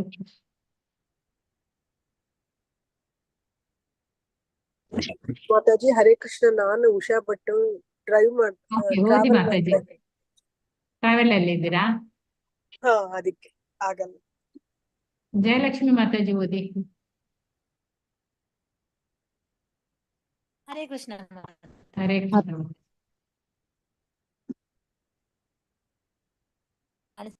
ಮಾತಾಜಿ ಎಲ್ಲಿಂದ ಓದ್ಬೇಕು ಮಾತಾಜಿ? ಪಾಸ್ಪೋರ್ಟ್ ಜೋಕ್ಸಿ ಅವರ ವಿಫಲತೆಯನ್ನು ಕಂಡು ನಾವು ಓದ್ತಾ ಇದ್ದೆ ಮಾತಾಜಿ, ಓದ್ತಾ ಇದ್ದೆ. ಯಾರು ನೀವು ಕೇಳ್ತಾ ಇರ್ಲಿಲ್ಲ ಮಾತಾಜಿ? ಹೌದಾ? ಅದೇ ಇವಾಗ ಓದ್ತೀನಿ. ಎಲ್ಲಿಂದ ಓದ್ಬೇಕು ಹೇಳಿ ಮಾತಾಜಿ? ಈಗ ಅವರು ಓದ್ತಾ ಇದ್ದಾರೆ, ಅವರು ಓದಿ ಆಗ್ಲಿ, ಆಮೇಲೆ ನಿಮ್ಗೆ ಕೊಡುವ. ಓದಿ ಮಾತಾಜಿ. ಎಲ್ಲಿಂದ ಓದ್ಬೇಕು ಮಾತಾಜಿ? ಸಾರಿ. ಜೋಕ್ಸಿಯವರ ವಿಫಲತೆಯನ್ನು ಕಂಡು ಪ್ರಭಾವತಿ ಮಾತಾಜಿ ಸ್ವಾಮಿಗಳು ತಾವೇ ಆಕೆಯನ್ನು ಭೇಟಿ ಮಾಡುವುದಾಗಿ ತಿಳಿಸಿದರು. ಭೇಟಿಗೆ ಒಪ್ಪಿಗೆ ದೊರೆತಿತ್ತು. ನೆರೆತ ತಲೆಯ ನಿಶ್ಚಿತ ಮನೋಧರ್ಮದ ಸ್ವಾಮೀಜಿ ತಮ್ಮ ಒತ್ತಾಯದ ಬೇಡಿಕೆಯನ್ನು ಮುಂದಿಟ್ಟರು. ದಯವಿಟ್ಟು ನನಗೆ ಒಂದು ಟಿಕೆಟ್ ಕೊಡಿ. ಸುಮತಿ ಮೊರಾರ್ಜಿಯವರಿಗೆ ತುಂಬಾ ಕಳವಳವಾಯಿತು. ಸ್ವಾಮೀಜಿ, ನಿಮಗೆ ತುಂಬಾ ವಯಸ್ಸಾಗಿದೆ. ಈಗ ಈ ಜವಾಬ್ದಾರಿ ತೆಗೆದುಕೊಂಡಿದ್ದೀರಿ. ಇದೆಲ್ಲ ಸರಿ ಎಂದು ನಿಮಗೆ ಅನಿಸುತ್ತದೆಯೇ? ಅನುಮಾನಿಸುವ ಮಗಳನ್ನು ಸಮಾಧಾನಪಡಿಸುವವರ ಹಾಗೆ ಕೈಯನ್ನು ಮೇಲೆತ್ತಿ ಭಕ್ತಿವೇದಾಂತ ಸ್ವಾಮಿಗಳು ಹೇಳಿದರು. ಹಾಗೇನಿಲ್ಲ, ಎಲ್ಲ ಸರಿಯಾಗಿದೆ. ಅಂದರೆ ನನ್ನ ಕಾರ್ಯದರ್ಶಿಗಳು ಏನು ಹೇಳುತ್ತಾರೆ ಗೊತ್ತೇ? ಸ್ವಾಮೀಜಿ ಅಲ್ಲಿಗೆ ಹೋದರೆ ಸಾಯುತ್ತಾರೆ ಎನ್ನುತ್ತಾರೆ. ಏನಾಯ್ತು? ಒಂದು ಹುಚ್ಚು ಸಾಪಾಯ್ತು ಮಾತಾಜಿ. ನೆಕ್ಸ್ಟ್ ಇವರು ಪ್ರಭಾವತಿ ಮಾತಾಜಿ ಓದಿ. ಆ ಒಂದು ಹುಚ್ಚು ಗಾಳಿ ಮಾತನ್ನು ಅಲಕ್ಷಿಸುವವರ ಹಾಗೆ ಸ್ವಾಮೀಜಿ ಮುಖ ಮಾಡಿಕೊಂಡರು. ಮತ್ತೊಮ್ಮೆ ತಮಗೆ ಟಿಕೆಟ್ ಕೊಡಬೇಕೆಂದು ಕೇಳಿದರು. ಆಕೆ ಹೇಳಿದರು, ಆಗಲಿ, ನಿಮ್ಮ ಪಿ ಫಾರ್ಮ್ ತೆಗೆದುಕೊಳ್ಳಿ, ನಮ್ಮ ಹಡಗಿನಲ್ಲಿ ನಿಮ್ಮನ್ನು ಕಳಿಸಲು ವ್ಯವಸ್ಥೆ ಮಾಡುತ್ತೇನೆ. ಭಕ್ತಿ ವೇದಾಂತ ಸ್ವಾಮಿಗಳು ಅಬ್ಬರದ ನಗೆಯನ್ನು ನಕ್ಕು ಅನುಮಾನಿಸುತ್ತಿದ್ದ ಆಶ್ಚರ್ಯಚಕಿತರಾಗಿದ್ದ ಗುಮಾಸ್ತರುಗಳನ್ನು ದಾಟಿ ಅವರ ಕಚೇರಿಯಿಂದ ಹೊರಬಂದರು. ಟಿ ಫಾರ್ಮ್ ದೇಶವನ್ನು ಬಿಟ್ಟು ಹೋಗಲಿರುವವರು ಪಡೆಯಲೇಬೇಕಾದ ಒಂದು ಪ್ರಮಾಣ ಪತ್ರ. ಸ್ಟೇಟ್ ಬ್ಯಾಂಕ್ ಆಫ್ ಇಂಡಿಯಾದವರು ಈ ವ್ಯಕ್ತಿ ಸಾಲದಲ್ಲಿ ಸಿಕ್ಕಿಕೊಂಡಿಲ್ಲವೆಂದು ಮತ್ತು ಬ್ಯಾಂಕುಗಳಿಗೆ ಅವರೇನೂ ಕೊಡಬೇಕಾದುದಿಲ್ಲವೆಂದು ಹೇಳಿ ಬರೆದು ಕೊಡುವ ಪತ್ರ ಅದು. ಅದನ್ನು ತೆಗೆದುಕೊಳ್ಳಲು ಕಾಲಾವಕಾಶ ಬೇಕು. ಅಲ್ಲದೆ ಅವರಿಗಿನ್ನೂ ಅಮೆರಿಕ ವೀಸಾ ಸಿಕ್ಕಿರಲಿಲ್ಲ. ಈ ಸರಕಾರಿ ಒಪ್ಪಿಗೆಗಳನ್ನು ಮುಂಬಯಿಯಲ್ಲಿದ್ದು ಪ್ರಯತ್ನಿಸಿ ಪಡೆಯಬೇಕಾಗಿತ್ತು. ಆದರೆ ಮುಂಬಯಿಯಲ್ಲಿ ಉಳಿದುಕೊಳ್ಳಲು ಜಾಗವಿರಲಿಲ್ಲ. ಆದ್ದರಿಂದ ಸಿಂಧಿಯಾ ಕಂಪನಿಯ ಉದ್ಯೋಗಿಗಳಿಗಾಗಿ ಕಟ್ಟಿಸಿರುವ ಸಿಂಧಿಯಾ ಕಾಲೋನಿಯಲ್ಲಿ ಒಂದು ಕಡೆ ಅವರು ಉಳಿದುಕೊಳ್ಳಲು ಶ್ರೀಮತಿ ಮೊರಾರ್ಜಿ ಅನುಮತಿ ನೀಡಿದರು. ಟ್ರಂಕ್ ಮತ್ತು ಟೈಪ್ರೈಟರ್ಗಳನ್ನು ಹಿಡಿದು ಅವರು ಒಂದು ಸಣ್ಣ ಖಾಲಿ ವಸತಿ ಗೃಹದಲ್ಲಿ ತಂಗಿದರು. ಸಿಂಧಿಯಾ ಉದ್ಯೋಗಿಗಳಿಗೆ ಶ್ರೀಮತಿ ಮೊರಾರ್ಜಿಯವರು ಅವರನ್ನು ಅಮೆರಿಕಗೆ ಕಳಿಸುತ್ತಿದ್ದಾರೆಂಬ ಸಂಗತಿ ತಿಳಿಯಿತು. ಕೆಲವರಿಗೆ ಅವರ ಪ್ರಚಾರೋದ್ದೇಶವನ್ನು ಕೇಳಿ ಸಂತೋಷವೂ ಆಯಿತು. ಇಷ್ಟೊಂದು ವಯಸ್ಸಾಗಿದ್ದರೂ ಧರ್ಮ ಪ್ರಚಾರ ಕಾರ್ಯಕ್ಕಾಗಿ ಹೋಗುತ್ತಿರುವವರೆಂದು ಕೇಳಿ ಅವರೆಲ್ಲ ಪ್ರಭಾವಿತರಾದರು. ಅವರೊಬ್ಬ ವಿದ್ವಾಂಸರಾದ ವಿಶೇಷ ಸಾಧು. ಸ್ವಾಮಿಯವರು ಹಣವೇನನ್ನೂ ತೆಗೆದುಕೊಂಡು ಹೋಗುತ್ತಿಲ್ಲ, ಪುಸ್ತಕಗಳ 100 ಪ್ರತಿಗಳನ್ನು ಒಯ್ಯುತ್ತಿದ್ದಾರೆ ಎಂಬ ಸಂಗತಿಯನ್ನು ತಿಳಿಸಿದರು. ಸಿಂಧಿಯಾ ಕಾಲೋನಿಯಲ್ಲಿ ಅವರು ತುಂಬಾ ಪ್ರಸಿದ್ಧರಾದರು. ಅನೇಕ ಕುಟುಂಬಗಳವರು ಅವರಿಗೆ ಅಕ್ಕಿ, ತರಕಾರಿ ಮತ್ತು ಇತರ ಆಹಾರಗಳನ್ನು ತಂದುಕೊಟ್ಟರು. ಅವರೆಲ್ಲ ಎಷ್ಟೊಂದು ಆಹಾರ ತಂದಿದ್ದರೆಂದರೆ ಅವನ್ನೆಲ್ಲ ತಿನ್ನಲಾಗುತ್ತಿಲ್ಲ ಎಂದು ಭಕ್ತಿ ವೇದಾಂತ ಸ್ವಾಮಿಗಳು ಜೋಕ್ಸಿಯವರಿಗೆ ಹೇಳಿದರು. ಆಗ ಜೋಕ್ಸಿಯವರು ತೆಗೆದುಕೊಳ್ಳಿ, ಆಮೇಲೆ ಹಂಚಿ ಎಂಬ ಸಲಹೆ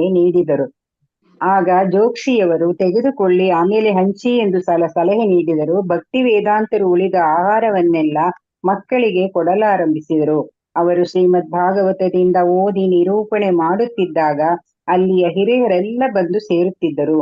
ಸಿಂಧಿಯಾ ಅವರ ಮುಖ್ಯ ಖಜಾಂಚಿ ಶ್ರೀ ವಾಸವದ ಅವರಿಗಂತೂ ತುಂಬಾ ಮೆಚ್ಚುಗೆಯಾಗಿ ಸಾಧುವಿನ ಉಪನ್ಯಾಸ ಕೇಳಲು ದಿನವೂ ಬರುತ್ತಿದ್ದರು. ಶ್ರೀ ವಾಸವದ ಭಕ್ತಿ ವೇದಾಂತ ಸ್ವಾಮಿಗಳ ಗ್ರಂಥಗಳನ್ನು ತೆಗೆದುಕೊಂಡು ಹೋಗಿ ಓದುತ್ತಿದ್ದರು. ಸಿಂಧಿಯಾ ಕಂಪನಿಯ ಕಚೇರಿ ಗುಮಾಸ್ತ ಶ್ರೀ ನಾಗರಾಜನ್ ಅವರ ಮನೆಯ ಪಕ್ಕದಲ್ಲಿ ಭಕ್ತಿ ವೇದಾಂತರು ವಾಸ ಮಾಡುತ್ತಿದ್ದರು. 2 ಮನೆಗಳಿಗೂ ಮಧ್ಯೆ ವರಾಂಡ ಇತ್ತು. ಧನ್ಯವಾದಗಳು ಮಾತಾಜಿ. ಜಯಲಕ್ಷ್ಮಿ ಮಾತಾಜಿ ಓದ್ತೀರಾ? ಕಂಟಿನ್ಯೂ ಮಾಡ್ತೀರಾ? ಹರೇ ಕೃಷ್ಣ.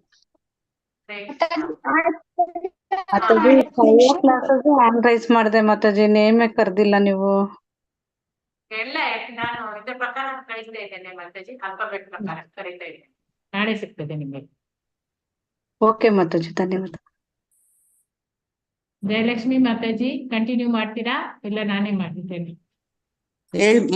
ಓದ್ಲಾ ಮಾತಾಜಿ? ಬೇಡ, ನಾನು ಮಾಡ್ತೇನೆ ಮಾತಾಜಿ. ನಿಮ್ಗೆ ನಾಳೆ ಕೊಡುವ, ಅದು ಅರ್ಧ ಪೇಜ್ ಮಾತ್ರ ಇಡು. ಶ್ರೀಮತಿ ನಾಗರಾಜನ್, ಪ್ರತಿ ಸಲವೂ ನಾನು ಆ ಕಡೆ ಹೋದಾಗಲೆಲ್ಲ ಅವರು ಬರೆಯುತ್ತಲೋ ಸಂಕೀರ್ತನ ಮಾಡುತ್ತಲೋ ಇರುತ್ತಿದ್ದರು. ನಾನು ಕೇಳುತ್ತಿದ್ದೆ, ಸ್ವಾಮೀಜಿ ಏನು ಬರೆಯುತ್ತಿದ್ದೀರಿ? ಅವರು ಕಿಟಕಿಯ ಬಳಿ ಕುಳಿತು ಒಂದಾದ ಮೇಲೊಂದು ಹಾಳೆಯಂತೆ ಸಂಸ್ಕೃತದಿಂದ ಅನುವಾದ ಮಾಡುತ್ತಲೇ ಇದ್ದರು. ಅವರು ನನಗೆ 2 ಪುಸ್ತಕಗಳನ್ನು ಕೊಟ್ಟು ಹೇಳಿದರು, ಮಗು, ಈ ಪುಸ್ತಕವನ್ನು ಓದು, ನಿನಗೆ ಎಲ್ಲ ಅರ್ಥವಾಗುತ್ತದೆ. ಆ ಮನೆಯಲ್ಲಿ ಪ್ರವಚನ ಕಾರ್ಯ ನಡೆಯುತ್ತಿತ್ತು. 4-5 ಜನ ಗುಜರಾತಿ ಹೆಂಗಸರು ಬರುತ್ತಿದ್ದರು. ಅಂತಹ ಒಂದು ಪ್ರವಚನದ ಸಭೆಯಲ್ಲಿ ಪಕ್ಕದಲ್ಲಿ ಬೈತಲೆ ತೆಗೆದುಕೊಳ್ಳುವುದು ಒಳ್ಳೆಯದಲ್ಲ. ಭಾರತದ ನಾರಿಯರೆಲ್ಲ ಮಧ್ಯ ಬೈತಲೆ ತೆಗೆದುಕೊಳ್ಳಬೇಕು ಎಂದು ಒಬ್ಬ ಸ್ತ್ರೀಗೆ ಹೇಳಿದರು. ಅವರಿಗೆಲ್ಲ ಕೇಳುವ ಆಸಕ್ತಿ. ಸ್ವಾಮಿಗಳ ಪ್ರವಚನವನ್ನು ಕೇಳಲು ತುಂಬಾ ಉತ್ಸುಕರಾಗಿದ್ದರು.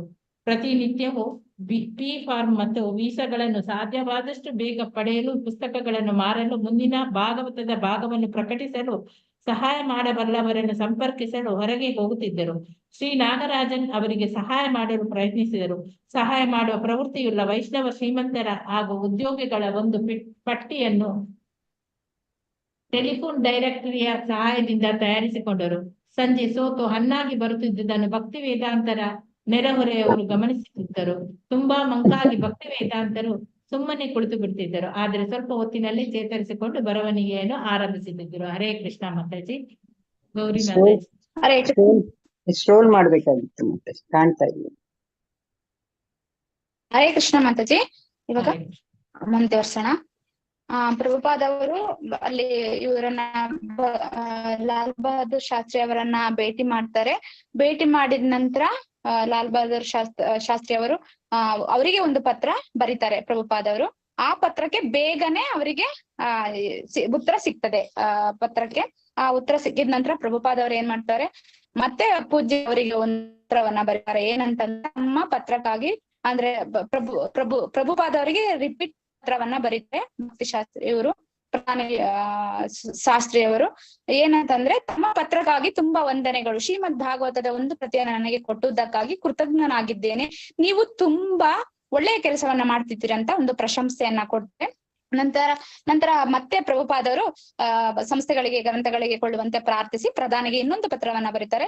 ನಂತರ ಸಚಿವಾಲಯದ ಶ್ರೀ ಆರ್ ಶರ್ಮಾ ಅವರು ಸಹ ಅದಕ್ಕೆ 2ನೇ ಸಂಪುಟದ 50 ಪ್ರತಿಗಳನ್ನ ಕೊಳ್ಳುವುದಕ್ಕಾಗಿ ಅದನ್ನ ತಿಳಿಸ್ತಾರೆ. ನಂತರ ಪ್ರಭುಪಾದರು ನಂತರ ಇದಕ್ಕೆ ಮುಗಿದ ಎಲ್ಲ ಅದಾದ ನಂತರ ಅವ್ರೇನ್ ಮಾಡ್ತಾರೆ, ಮತ್ತೆ ರಾಧಾ ದಾಮೋದರ ದೇವಲಕ್ಕೆ ಬರ್ತಾರೆ. ಅಲ್ಲಿ 3ನೇ ಸಂಪುಟದ ಬಗ್ಗೆ ಅವರು ಬರೀಲಿಕ್ಕೆ ಕುತ್ಕೊಳ್ತಾರೆ, ಅಂದ್ರೆ ಪ್ರಯತ್ನ ಮಾಡ್ತಾರೆ. ನಂತರ ಎಲ್ಲಾ ಯೋಚನೆ ಮಾಡ್ಕೊಳ್ತಾರೆ ಪ್ರಭುಪಾದವರು. ಅಲ್ಲಿ ಏನಾಗ್ತದೆ ಅಂದ್ರೆ ಅಲ್ಲಿ ಪ್ರಭುಪಾದವರಿಗೆ ಅನಿಸ್ತದೆ ಏನಂತಂದ್ರೆ ಇಲ್ಲಿ ನೋಡ್ಬೋದು ನಾವು ಕಲಿಯುಗದ ಪ್ರಾದುರ್ಭಾವವನ್ನ ಅಂದ್ರೆ ನಮ್ಮ ಹೃದಯದಲ್ಲಿರುವಂತಹ ಒಂದು ಯೋಚನೆಗಳು ಏನಂತಂದ್ರೆ ಒಂದು ನಾವ್ ಯೋಚನೆ ಮಾಡ್ತೀವಿ, ಕಲಿಯುಗದಲ್ಲೇ ಬೇಡದನ್ನೇ ಯೋಚನೆ ಮಾಡ್ತಿದೀವಿ ನಾವು. ಹೃದಯ ಗ್ರಂಥಿಗಳು ಅಂದ್ರೆ ಬೇಡದ್ದು ಅನರ್ಥಗಳನ್ನ ನಾವು ಯೋಚನೆ ಮಾಡ್ತಿದ್ದೇವೆ. ಅದರ ಬಗ್ಗೆ ಕಲಿಯುಗದಲ್ಲಿ ಏನ್ ಆಗ್ತಾ ಇದೆ ಅನ್ನೋದನ್ನ ಪ್ರಭುಪಾದ 3ನೇ ಬರ್ಲಿಕ್ಕೆ ಅವರು ಯೋಚಿಸ್ತಾ ಇದ್ದಾರೆ.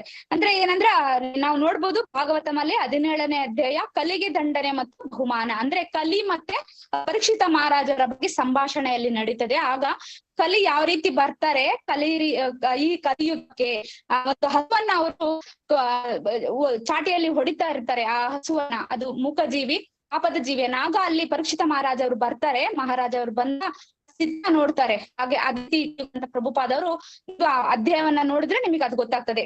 ಅಧ್ಯಾಯ 7 ಕಲಿಗೆ ದಂಡನೆ ಮತ್ತು ಬಹುಮಾನ, ನೀವು ಅದನ್ನ ಓದ್ಬೋದು. ಅದರಲ್ಲಿ ಚೆನ್ನಾಗಿ ಪ್ರಭುಪಾದವರು ವಿಸ್ತಾರ ಮಾಡಿ ಹೇಳಿದ್ದಾರೆ. ನಂತರ ಅಲ್ಲಿ ಪ್ರಭುಪಾದವರು ಯೋಚಿಸ್ತಾರೆ ಏನೆಲ್ಲ ಇತ್ತು ಅಂದ್ರೆ ಈ ಕಲಿಯುಗದಲ್ಲಿ ಏನು ಅಂದ್ರೆ ಮುಖ್ಯ ತತ್ವಗಳು ಅಂದ್ರೆ ನಾವು ಮಾಡಬಾರದು ಯಾವ್ದೆಲ್ಲ ಮಾಂಸಭಕ್ಷಣೆ, ಪರಸ್ತ್ರೀಯರ ಸಂಘ, ಮದ್ಯಪಾನ, ದೂಜುಗಳು, ಇವುಗಳಿಂದನೇ ಇದೆಲ್ಲ ಆಗ್ತಾ ಇರೋದು. ಅಂದ್ರೆ ಇದನ್ನೆಲ್ಲ ತಪ್ಪಿಸ್ಲಿಕ್ಕೆ ಯಾವ ಸರ್ಕಾರದಿಂದನೂ ಸಾಧ್ಯವಾಗಲ್ಲ. ಯಾಕೆಂದ್ರೆ ಅಲ್ಲಿ ನಾವು ಈಗ ಪರೀಕ್ಷಿತ ಮಹಾರಾಜ್ ಅವರು ಹೇಗೆ ಅಂದ್ರೆ ಕೃಷ್ಣ ಪ್ರಜ್ಞೆಯಲ್ಲಿದ್ರು, ಅದಕ್ಕೆ ಅಲ್ಲಿ ಯಾವ ರೀತಿ ಅಂತಹ ಘಟನೆಗಳು ನಡೀಲಿಲ್ಲ. ಯಾಕಂದ್ರೆ ಯಾವ ಭಗವಂತನ ಕೃಷ್ಣ ಪ್ರಜ್ಞೆಯಲ್ಲಿ ಇರ್ತಾರೆ ಅಂತವ್ರು ಮಾತ್ರ ಈ ಸಮಸ್ಯೆಗಳನ್ನ ಪರಿಹರಿಸಲಿಕ್ಕೆ ಸಾಧ್ಯ. ಇನ್ನು ನಮ್ಮಂತವ್ರು ಅಂದ್ರೆ ಈಗ ಇರುವಂತಹ ರಾಜಕಾರಣಿಗಳು ಅಂದ್ರೆ ಅಲ್ಲಿ ನಾವು ಭಗವಂತನ ಮೇಲೆ ಏನು ಅನ್ನೋದನ್ನೇ ತಿಳಿಯದೆ ನಾವು ಯಾವ ಸಮಸ್ಯೆಯನ್ನ ಪರಿಹರಿಸಲಿಕ್ಕೆ ಸಾಧ್ಯವಿಲ್ಲ ಅಂತ ಇಲ್ಲಿ ಪ್ರಭುಪಾದರು ಯೋಚಿಸ್ತಾರೆ. ನೋಡಿ ಇಲ್ಲಿ ಹೇಳ್ತಾ ಇದ್ದಾರೆ, ಮನುಷ್ಯ ನಾಗರಿಕತೆಯನ್ನ ಶಾಂತಿ ಪಥದಿಂದ ಕೆಳಗಿಳಿಸುತ್ತದೆ, ಜಗತ್ತಿನ ಶಾಂತಿ ಎಂದೂ ಎಷ್ಟೇ ಬಡಬಡಿಸಿದರೂ ಪ್ರಯೋಜನವಾಗಲ್ಲ ಅಂತ ಪ್ರಭುಪಾದರು ಹೇಳ್ತಾರೆ. ಯಾಕಂದ್ರೆ ಅಲ್ಲಿ ಭಗವಂತನ ಬಗ್ಗೆ ಅವರಿಗೆ ಗೊತ್ತೂ ಇಲ್ಲ, ಏನ್ ಮಾಡ್ಬೇಕಂತನೂ ಗೊತ್ತಿಲ್ಲ, ಯಾವ ರೀತಿ ಅವ್ರು ಮಾಡ್ತಾರೆ ಅದೇನ ಪ್ರಭುಪಾದವರು ಇಲ್ಲಿ ಹೇಳ್ತಾ ಇದ್ದಾರೆ.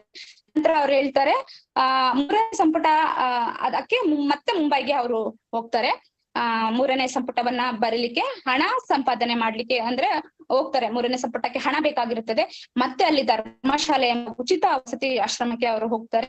ಅಲ್ಲಿ ಪ್ರಭುಪಾದವರು ಏನ್ ಹೇಳ್ತಾರೆ ಅಂದ್ರೆ ಆ ಪ್ರೇಮ ಕುಟೀರದಲ್ಲಿ ಕೆಲವರು ಚೆನ್ನಾಗಿ ಅಂದ್ರೆ ಅಲ್ಲಿ ಚೆನ್ನಾಗಿ ಮಾಡ್ಕೊಳ್ತಾರೆ, ಕೆಲವರು ತುಂಬಾ ಒಂದು ಬೇಡ ತರ ಅಂದ್ರೆ ಮಾತಾಡ್ತಾರೆ, ಇವೆಂತ ಅಲ್ಲಿ ಹೋಗ್ತಾರೆ ಅಂತ ಆತರ ಎಲ್ಲ ಒಂದು ಬೇರೆ ತರ ಮಾತಾಡ್ತಾರೆ. ಆದ್ರೆ ಪ್ರಭುಪಾದರು ಅದೆಲ್ಲ ಅವರು ಮನಸ್ಸಿಗೆ ತಗೊಳ್ಳ, ಅವರ ಗುರಿ ಏನಿರ್ತಿದೆ ಅದನ್ನೇ ಅವರು ಮಾಡ್ತಾರೆ ಪ್ರಭುಪಾದವರು.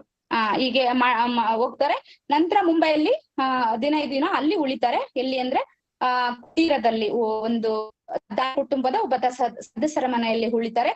ಅಲ್ಲಿ ಒಂದು ವಿಷಯ ಒಬ್ಬನ ಕೃಪೆಗೆ ಪಾತ್ರನಾಗಿ ಆತನ ಆಶ್ರಯದಲ್ಲಿ ಅಂದ್ರೆ ಅಲ್ಲಿ ಒಬ್ರು ಅವ್ರು ಹೇಳ್ತಾರೆ, ಅಲ್ಲಿ ಒಬ್ರು ಸ್ನೇಹಿತರು ಅವರು ನಿಮಗೆ ಒಂದು ಕುಟೀರ ಕಟ್ಸ್ಕೊಡ್ತೀವಿ ಅಂತ. ಆದ್ರೆ ಪ್ರಭುಪಾದವರು ಅಲ್ಲಿ ಹೇಳಲ್ಲ, ಯಾಕಂದ್ರೆ ಆಶ್ರಮದಲ್ಲಿ ಸಿಕ್ಕಿಕೊಳ್ಳುವುದು ಒಳ್ಳೇದಲ್ಲ. ಅಂದ್ರೆ ಅದು ಸ್ವಾಭಿಮಾನ. ಅಲ್ಲಿ ನಾವು ಅವ್ರು ಕಟ್ಟಿಕೊಟ್ರೆ ಅವ್ರಾಗೆ ಕೇಳ್ಬೇಕು ಎಲ್ಲ ಆ ತರ ಪ್ರಭುಪಾದರು ಯೋಚಿಸ್ತಾರೆ, ಅದನ್ನ ಅವ್ರು ಇದ್ ಮಾಡ್ತಾರೆ. ಆದ್ರೆ ಅಲ್ಲೇ 15 ದಿನ ಇರ್ತಾರೆ. ನಂತರ ಅವರು ಬೊಂಬೈಗೆ ಹೋಗಿ ಇದು ಪ್ರಧಾನ ಶಾಸ್ತ್ರಿ ಅವರೊಂದಿಗೆ ತಾವಿದ್ದ ಭಾವಚಿತ್ರವನ್ನ ತಗೊಳ್ತಾರೆ. ಅದೇ ಅವ್ರ ಫೋಟೋವನ್ನ ತೆಗೆದುಕೊಂಡಿರ್ತಾರಲ್ಲ, ಮತ್ತೆ ಅವರೊಂದು ಸಹಿ ಹಾಕಿರ್ತಾರೆ, ಅದೊಂದು ಪತ್ರವನ್ನ ಅವ್ರು ತಗೊಳ್ತಾರೆ. ನಂತರ ಅವ್ರು ಏನ್ ಮಾಡ್ತಾರೆ, ಸಿಂಧ್ಯಾ ಅಲ್ಲಿ ಹಡಗು ಕಂಪನಿಯ ಮುಖ್ಯಸ್ಥೆ ಸುಮತಿ ಮೊರಾರ್ಜಿ ಅವರನ್ನ ಅವರು ಭೇಟಿ ಮಾಡ್ಲಿಕ್ಕೆ ಹೋಗ್ತಾರೆ. ಅಲ್ಲಿ ಏನೆಲ್ಲ ಆಗ್ತದೆ ಅಂದ್ರೆ, ಸುಮತಿ ಮೊರಾರ್ಜಿ ಅವರನ್ನ ಭೇಟಿ ಮಾಡುವಾಗ ಪ್ರಭುಪಾದ ಅವರಿಗೆ ಅಮೆರಿಕಕ್ಕೆ ಹೋಗ್ಲಿಕ್ಕೆ ಇಚ್ಛೆ ಬರ್ತದೆ. ಅದೆಲ್ಲ ನಂತರ ಹೋಗ್ತಾರೆ ಅವರು. ಅಲ್ಲಿ ಸಹಾಯ ಧನವನ್ನ ಕೇಳಕ್ಕೆ ಹೋದಾಗ ಅವರನ್ನ ಭೇಟಿ ಮಾಡುವಾಗ ಪ್ರಭುಪಾದವರು 15 ದಿನ 5 ದಿನ ಅಲ್ಲೇ 5 ಗಂಟೆ ಅಲ್ಲೇ ಕುಳಿತುಕೊಳ್ತಾರಂತೆ. ಒಬ್ಬ ಸಾಧು, ಒಬ್ಬ ಸತ್ಪುರುಷರು ಅಂದ್ರೆ ನಾವು ಸಾಧುಗಳಂದ್ರೆ ಏನಂದ್ರೆ, ನಾವು ಅವರಿಗೆ ತುಂಬಾ ಗೌರವಿತವಾದ ಅವ್ರು ಹೇಗೆ 5 ಗಂಟೆ ಅಲ್ಲಿ ಕುಳಿತಿದ್ರು ನೋಡಿ. 5 ಗಂಟೆ ಕುಳಿತು ಅವರ ಸಹಾಯವನ್ನ ಕೇಳ್ತಾರೆ. ಅವರ ನಂತರ ಅವರು ಅಲ್ಲಿ ಸಹಾಯ ಅಂದ್ರೆ ನಿಧಾನವಾಗ್ತದೆ, ಅಲ್ಲಿ ಸಿಗಲ್ಲ. ಅವರು ಸುಮತಿ ಮೊರಾರ್ಜಿ ಅವರು ಅಲ್ಲಿ ಸಿಗಲ್ಲ. ನಂತರ ಅವ್ರ ಏನ್ ಮಾಡ್ತಾರೆ, ಮತ್ತೆ 5 ಗಂಟೆ ಅಲ್ಲೇ ಜಪ ಮಾಡ್ತಾ ಕುಳಿತಾರೆ. ಅವರು ಸ್ವಲ್ಪ ಕುಳಿತು ನಂತರ ಮತ್ತೆ, ಯಾಕೆಂದ್ರೆ 5 ಗಂಟೆ ಮತ್ತೆ ಬರ್ತಾರೆ, ಮತ್ತೆ ನನಗೆ ಅದು ಸಿಗ್ತದೆ ಅಂದ್ರೆ ದೃಢ ಸಂಕಲ್ಪ ಪ್ರಭುಪಾದ ಅವರಿಗೆ. ನೋಡಿ, ನಾವು ಒಂದು ಅರ್ಧ ಗಂಟೆ ಎಲ್ಲಿ ವೇಟ್ ಮಾಡಲ್ಲ, ನಾವು ಒಂದು ಟೆಂಪಲ್ಗೆ ಹೋದ್ರೆ ಸಹ ವೇಟ್ ಮಾಡ್ಲಿಕ್ಕೆ ಅಂತ ನಮ್ಮ ಮನಸ್ಥಿತಿ. ನಂತರ ಅವರು ಹೋಗ್ತಾರೆ. ನಂತರ ಮತ್ತೆ ಸುಮತಿ ಮೊರಾರ್ಜಿ ಅವರು ಅವರನ್ನ ನೋಡ್ತಾರೆ. ನೋಡಿದ ನಂತರ ಏನಾಗ್ತದೆ, ಮತ್ತೆ ಯಾರು ಇವರು ಅಂತ ಕೇಳಿದಾಗ ಅವರು ಯಾರವರು ಅಂದ್ರೆ, ಸಾರಿ ಒಂದು ನಿಮಿಷ, ಸ್ವಾಮೀಜಿ ಅವರನ್ನ ಅವರದ್ದು ಚೌಕ್ಸಿ ಅವರ ಕಾರ್ಯದರ್ಶಿ ಅವರಿಗೆ ಹೇಳ್ತಾರೆ, ಹೀಗೆ ಸ್ವಾಮೀಜಿ ಅಂತ ಹೀಗೆ ಬಂದಿದ್ರು ಅಂತ. ನಂತರ ಪ್ರಭುಪಾದವರನ್ನ ಅವ್ರು ಭೇಟಿ ಮಾಡ್ತಾರೆ. ನಾಳೆ ಭೇಟಿ ಮಾಡಿದ ನಂತರ ಏನಂದ್ರೆ ಅವರು ಮತ್ತೆ ಬರ್ತಾರೆ. ಮತ್ತೆ ಭೇಟಿ ಆದ ನಂತರ ಹಸ್ತಪತ್ರಿಕೆಯನ್ನ ಪೂರ್ಣಗೊಳಿಸಲು ವೃಂದಾವನಕ್ಕೆ ಅವರು ಹೇಳ್ತಾರೆ ಹಸ್ತಪತ್ರಿಕೆ ಬಗ್ಗೆ ಎಲ್ಲ. ಆಗ ಮೊರಾರ್ಜಿ ಅವರು, ನಿಮಗೆ ಎಷ್ಟು ಬೇಕು ನಾನು ಸಹಾಯ ಮಾಡ್ತೇನೆ, ನಂತರ ನೀವು ಮುಂದುವರಿಸಿ ಅಂತ ಹೇಳಿದಾಗ ಪ್ರಭುಪಾದವರಿಗೆ ಸಮಾಧಾನ ಆಗ್ತದೆ. ಆ ಭರವಸೆ ಇದ್ರಿಂದ ಮತ್ತೆ ಅವರು ಬರ್ತಾರೆ. ಒಂದು 3ನೇ ಸಂಪುಟಕ್ಕೆ ಅವರು ಕಾಲಮಿತಿಯನ್ನ ಹಾಕೊಳ್ತಾರೆ. ನಂತರ 3ನೇ ಸಂಪುಟ ಮುಗಿದರೆ ಮತ್ತೆ ಮೊದಲ ಸ್ಕಂದ ಮುಗಿದಂತೆ ತುಂಬಾ ಮಹತ್ವದ ಸಾಹಿತ್ಯವನ್ನು ಉಂಟುಕೊಂಡು ಪಶ್ಚಿಮಕ್ಕೆ ಹೊರಡಲು, ಅಂದ್ರೆ ಇದೆಲ್ಲ ಆದ ನಂತರ ಅವರು ಮತ್ತೆ ಪಶ್ಚಿಮಕ್ಕೆ ಹೊರಡಲು ಸಿದ್ಧರಾಗಬಹುದು ಅಂತ ಅವರು ಯೋಚಿಸಿದ ನಂತರ ಅವರು ಪುಸ್ತಕಗಳಿಂದ ಇದರಿಂದ ಎಲ್ಲ ಪ್ರಚಾರ ಸಿಗ್ತದೆ ಅಂತ ಅವರು ಯೋಚಿಸ್ತಾರೆ. ನಂತರ ಕೃಷ್ಣ ಜನ್ಮಾಷ್ಟಮಿ ಬರ್ತದೆ.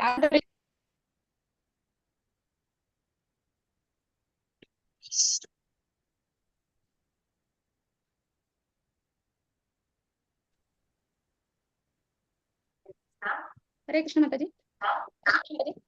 ಮಾತಾಜಿ ನೆಟ್ವರ್ಕ್ ಮಾತಾಜಿ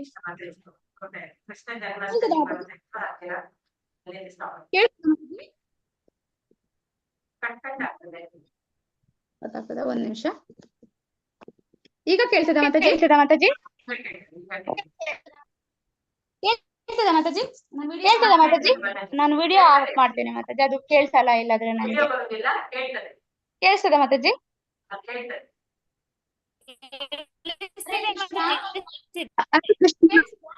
ಕೇಳಿಸ್ತಿದೆ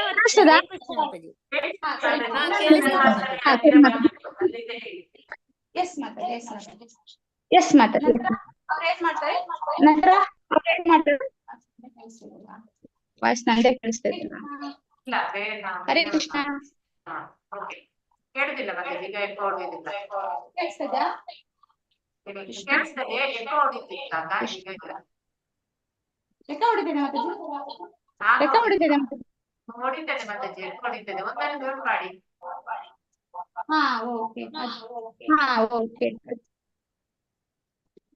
ನಿಮಿಷ ಮಾತಾಜಿ.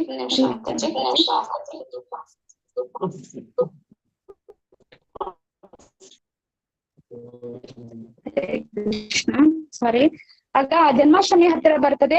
ರಾಧಾ ದಾಮೋದರ ದೇವಾಲಯದಲ್ಲಿ ಒಂದು ದೊಡ್ಡ ಸಮಾರಂಭ ವ್ಯವಸ್ಥೆ ಮಾಡ್ಬೇಕಂತ ಪ್ರಭುಪಾದರು ಯೋಚಿಸ್ತಾರೆ. ಆ ನಂತರ ಯೋಚಿಸಿ ಅವ್ರು ಏನ್ ಮಾಡ್ತಾರೆ, ಮುಖ್ಯ ಅತಿಥಿಯಾಗಿ ವಿಶ್ವನಾಥ್ ದಾಸ್ ಅವರನ್ನ ಅತಿಥಿಯಾಗಿ ಕರೆಸ್ಕೊಳ್ಳಿಕ್ಕೆ ಬಯಸ್ತಾರೆ. ನಂತರ ಕರೆಸ್ಕೊಳ್ತಾರೆ. ಅಲ್ಲಿ ಒಂದು ಪತ್ರ ಬರೀತಾರೆ, ನೀವು ನೋಡ್ಬೋದು. ಮುಖ್ಯ ಅತಿಥಿಯಾಗಿ ಬರುವ ಶ್ರೀ ಜಿ ಬಿ ಸುಮಾನಿ ವೃಂದಾವನದ ಶ್ರೀ ರಂಗನಾಥಜಿ ದೇವಾಲಯದ ಟ್ರಸ್ಟಿಯಿಂದ ಇವರುಗಳ ಸಮಕ್ಷದಲ್ಲಿ ಬರ್ತಾರೆ ಅವರು. ಅಂದ್ರೆ ಕಾರ್ಯಕ್ರಮ 1964 ಆಗಸ್ಟ್ 31 ಸಂಜೆ 7:30ಕ್ಕೆ ಆಗಿರ್ತದೆ. ಈಗೆಲ್ಲ ಆದ ನಂತರ ತುಂಬಾ ಜನ ಭಾಗವಹಿಸ್ತಾರೆ.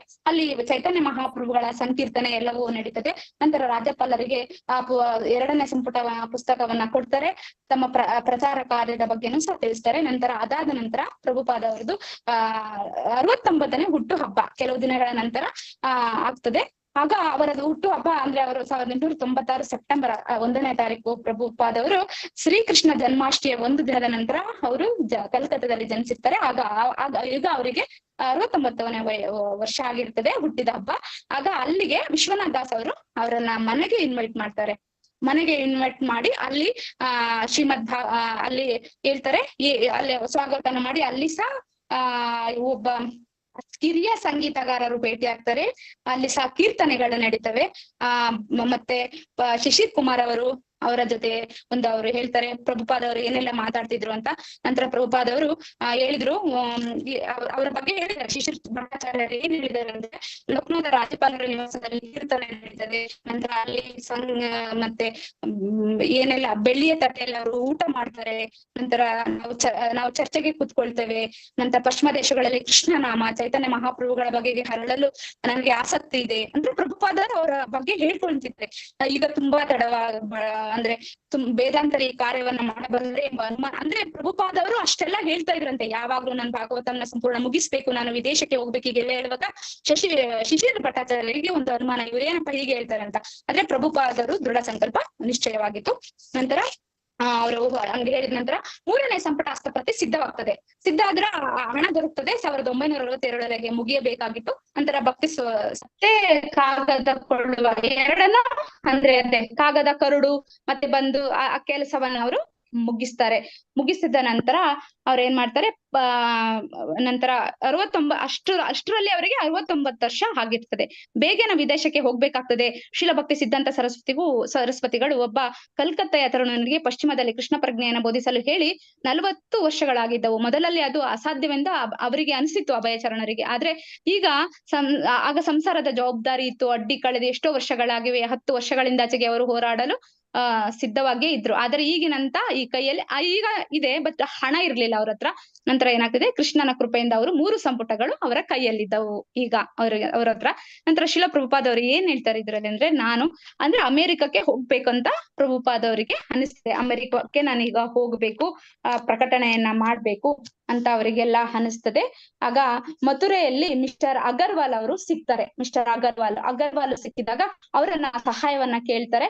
ಅದೇ ಅವರ ಮಗ ಅಲ್ಲಿ ಮಿಸ್ಟರ್ ಗೋಪಾಲ್ ಅನ್ನೋರು ಅಮೆರಿಕದಲ್ಲಿ ಕೆಲಸ ಮಾಡ್ತಿದ್ದಾರೆ ಇಂಜಿನಿಯರ್ ಆಗಿ. ಆಗ ಅವರು ಅಗರ್ವಾಲ್ ಅವ್ರ ಮಗನಿಗೆ ಹೇಳ್ತಾರೆ ಅಲ್ಲಿ ಪ್ರಭುಪಾದ ಅವರಿಗೆ ಸಹಾಯ ಮಾಡ್ಲಿಕ್ಕೆ ಅಂತ. ನಂತರ ಅಲ್ಲಿಂದ ಒಂದು ಪತ್ರ ಬರ್ತದೆ. ಕೆಲವು ಗ್ರಂಥಗಳಿಗೆ ಹೋಗಿ ನಂತರ ಅವರು ಅಲ್ಲಿ ವಿಚಾರಿಸಿ ಮತ್ತೆ ಬಂದು ಕೆಲವು ಗ್ರಂಥಗಳಿಗೆ ಹೋಗಿ ಎಲ್ಲ ಪುಸ್ತಕಗಳನ್ನ ಕೇಳ್ತಾರೆ. ಅಂದ್ರೆ ಅಲ್ಲಿ ಸ್ವಲ್ಪ ಸಹಕಾರ ಸಿಗ್ತದೆ. ನಂತರ ನಿಸ್ಸಹಾಯಕತೆ ವ್ಯಕ್ತಪಡಿಸ್ತಾರೆ. ಏನಂತಂದ್ರೆ, ನಾನು ನಂತರ ವಾಪಸ್ ದೆಹಲಿಗೆ ಮತ್ತೆ ಬರ್ತಾರೆ. ಮತ್ತೆ ವಿದೇಶಾಂಗ ವ್ಯವಹಾರಗಳ ಸಚಿವಾಲಯದವರು ಪ್ರಭುಪಾದರಿಗೆ ಅಮೆರಿಕಕ್ಕೆ ಹೋಗಲು ಒಂದು ಸರ್ಟಿಫಿಕೇಟ್ ಅನ್ನ, ಅಂದ್ರೆ ನೋ ಅಬ್ಜೆಕ್ಷನ್ ಸರ್ಟಿಫಿಕೇಟ್ ಅನ್ನ ಅವರು ಕೊಡ್ತಾರೆ. ಆಗ ಪ್ರಭುಪಾದರು ಅವರಿಗೆ ಅಗರ್ವಾಲ್ರವರು ಭೇಟಿ ಮಾಡಿದಾಗ ಹಾಗೆ ಗೋಪಾಲ್ ಅವರು ಸಹಾಯವನ್ನ ಕೇಳಿದ್ರಲ್ಲ, ಆಗ ಅವ್ರು ಕೊಟ್ಟಿದ್ದಂತ ಲೆಟರ್ ಅದು. ಅಂದ್ರೆ ಪ್ರಭುಪಾದವರು ಅಮೆರಿಕಕ್ಕೆ ಬರ್ಬೋದು, ಅವರನ್ನ ನಾನು 1 ತಿಂಗಳು ನೋಡ್ಕೊಳ್ತೀನಿ ಅನ್ನೋ ಒಂದು ಲೆಟರ್ ಬಂದಿರ್ತದೆ. ಆದ್ರೆ ಗೋಪಾಲ್ ಅವ್ರಿಗೆ ಇಷ್ಟ ಇರ್ಲಿಲ್ಲ, ಬಟ್ ತಂದೆ ಮೇರೆಗೆ ಅವರು ಕೊಟ್ಟಿರ್ತಾರೆ. ಅದು ಅಲ್ಲೇ ಚರ್ಚೆ ಆಗ್ತದೆ. ನಂತರ ಪಾಸ್ಪೋರ್ಟ್ ಬೇರೆದ್ದು ಅದು ಸಿಗ್ತದೆ. ಅದರ ಜೊತೆಗೆ CBI ಅಂದ್ರೆ ಬಿ ಫಾರ್ಮ್, ಅಂದ್ರೆ ಯಾರು ವಿದೇಶಕ್ಕೆ ಹೋಗ್ತಾರೆ ಅದು ಒಂದು ಪತ್ರ ಬೇಕಿರ್ತದೆ.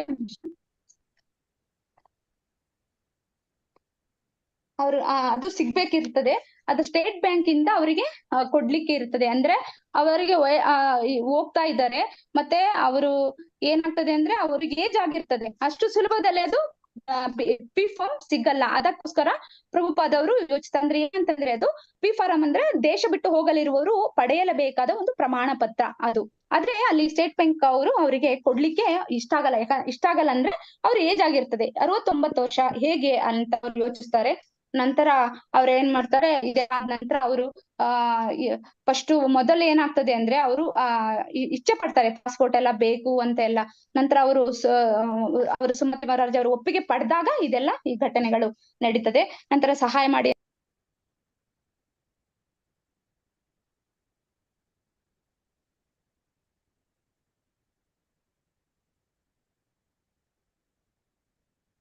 ನೆಟ್ವರ್ಕೇ ಪ್ರಾಬ್ಲಮ್ ಆಗುತ್ತೆ. ನಂತರ ಸುಮತಿ ಮುರಾರ್ಜಿ ಅವರು ಒಪ್ಪಲ್ಲ. ನಂತರ ಅವರು ಅಲ್ಲಿ ತುಂಬಾ ಚಳಿ ಇದೆ, ನೀವು ಹೋಗ್ಬೇಡಿ ಸ್ವಾಮೀಜಿ ಅಂತ ಹೇಳಿದ್ರು ಸಹ ಪ್ರಭುಪಾದವರು ಕೇಳೇ ಹೋಗ್ಬೇಕು ನಾನು ಅಂತ ಅವರು ನನ್ನ ಗುರುಗಳು ಹೇಳಿರುವ ಆದೇಶ ನಾನು ಹೋಗ್ಲೇಬೇಕಂತ ಹೇಳ್ತಾರೆ. ನಂತರ ಅವರು ಮುರಾರ್ಜಿ ಅವರು ಶ್ರೀಮತಿ ಮುರಾರ್ಜಿ ಅವರು ಒಪ್ತಾರೆ. ನಂತರ ಒಪ್ಪಿದಾಗ ಪ್ರಭುಪಾದವರಿಗೆ ಸಮಾಧಾನ ಆಗ್ತದೆ. ನಂತರ ಅಲ್ಲಿ ಕೆಲವರಿಗೆ ಅಮೆರಿಕಕ್ಕೆ ಕಳಿಸುತ್ತಾರೆ ಅಂತ ತಿಳಿದು ಅಲ್ಲಿರುವ ಜನರೆಲ್ಲ ಖುಷಿನೂ ಪಡ್ತಾರೆ. ಅಲ್ಲಿ ಅವರಿಗೆ ಹೋಗ್ತಿದ್ದಾರೆ ಎಂದು ಯಾವ ಕಾರ್ಯಕ್ಕೆ ಅಂದ್ರೆ ಧರ್ಮದ ಪ್ರಚಾರಕ್ಕೆ ಹೋಗ್ತಿದ್ದಾರೆ ಅಂತ ಅವರಿಗೆ ಖುಷಿ ಆಗ್ತದೆ. ಅಂದ್ರೆ ಸಿಂಧ್ಯಾ, ಅಲ್ಲಿ ಪ್ರಭುಪಾದವರು ಸಿಂಧ್ಯನ್ನ ಅಲ್ಲಿಗೆ ಹೋಗ್ತಾರೆ, ಸಿಂಧ್ಯಾ ಅನ್ನೋ ಜಾಗಕ್ಕೆ. ಅಲ್ಲಿ ಶ್ರೀಮದ್ ಭಾಗವತವನ್ನ ಎಲ್ಲರಿಗೆ ನಿರೂಪಣೆ ಮಾಡ್ತಾರೆ. ಅಲ್ಲಿ ಜನರು ತುಂಬಾ ಖುಷಿ ಪಡ್ತಿರ್ತಾರೆ. ಅಲ್ಲಿ ಜನರು ಬಂದು ಹೋಗ್ತಿದ್ದಾರೆ, ಪ್ರಭುಪಾದವ್ರನ್ನ ಚೆನ್ನಾಗಿಲ್ಲ ಪ್ರಭುಪಾದ್ ನೀವು ಚೆನ್ನಾಗಿ ಆಗ್ತೀರಾ ಅಂತ ಎಲ್ಲ ಅವರು ಹೇಳ್ತಾರೆ.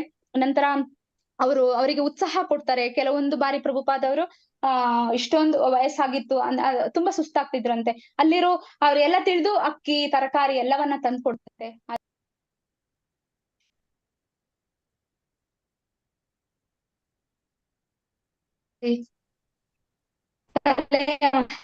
ಅವರು ಅಲ್ಲಿ ಪ್ರವಚನ ಕೊಡ್ತಾ ಇದ್ರು. ಅಲ್ಲಿ ಶ್ರೀಮತಿ ನಾಗರಾಜನ್ ಹೇಳ್ತಾರೆ, ಆ ಮನೆಯಲ್ಲಿ ಪ್ರಭುಪಾದವರು ಯಾವಾಗಲೂ ಬರ್ತಾ ಸಂಕೀರ್ತನೆ ಮಾಡುತ್ತಾ ಅವರು ಇರ್ತಾ ಇದ್ರು. ಮತ್ತೆ ಅವರಿಗೆ ಸಹ ನೀನು ಪುಸ್ತಕ ತಗೊಳ್ಳಿ, ಅದರಲ್ಲಿ ಚೆನ್ನಾಗಿ ಓದಿ ಅಂತ ಎಲ್ಲ ಶ್ರೀಮತಿ ನಾಗರಾಜನ್ ಅವರಿಗೂ ಸಹ ಹೇಳ್ತಾ ಇದ್ರು.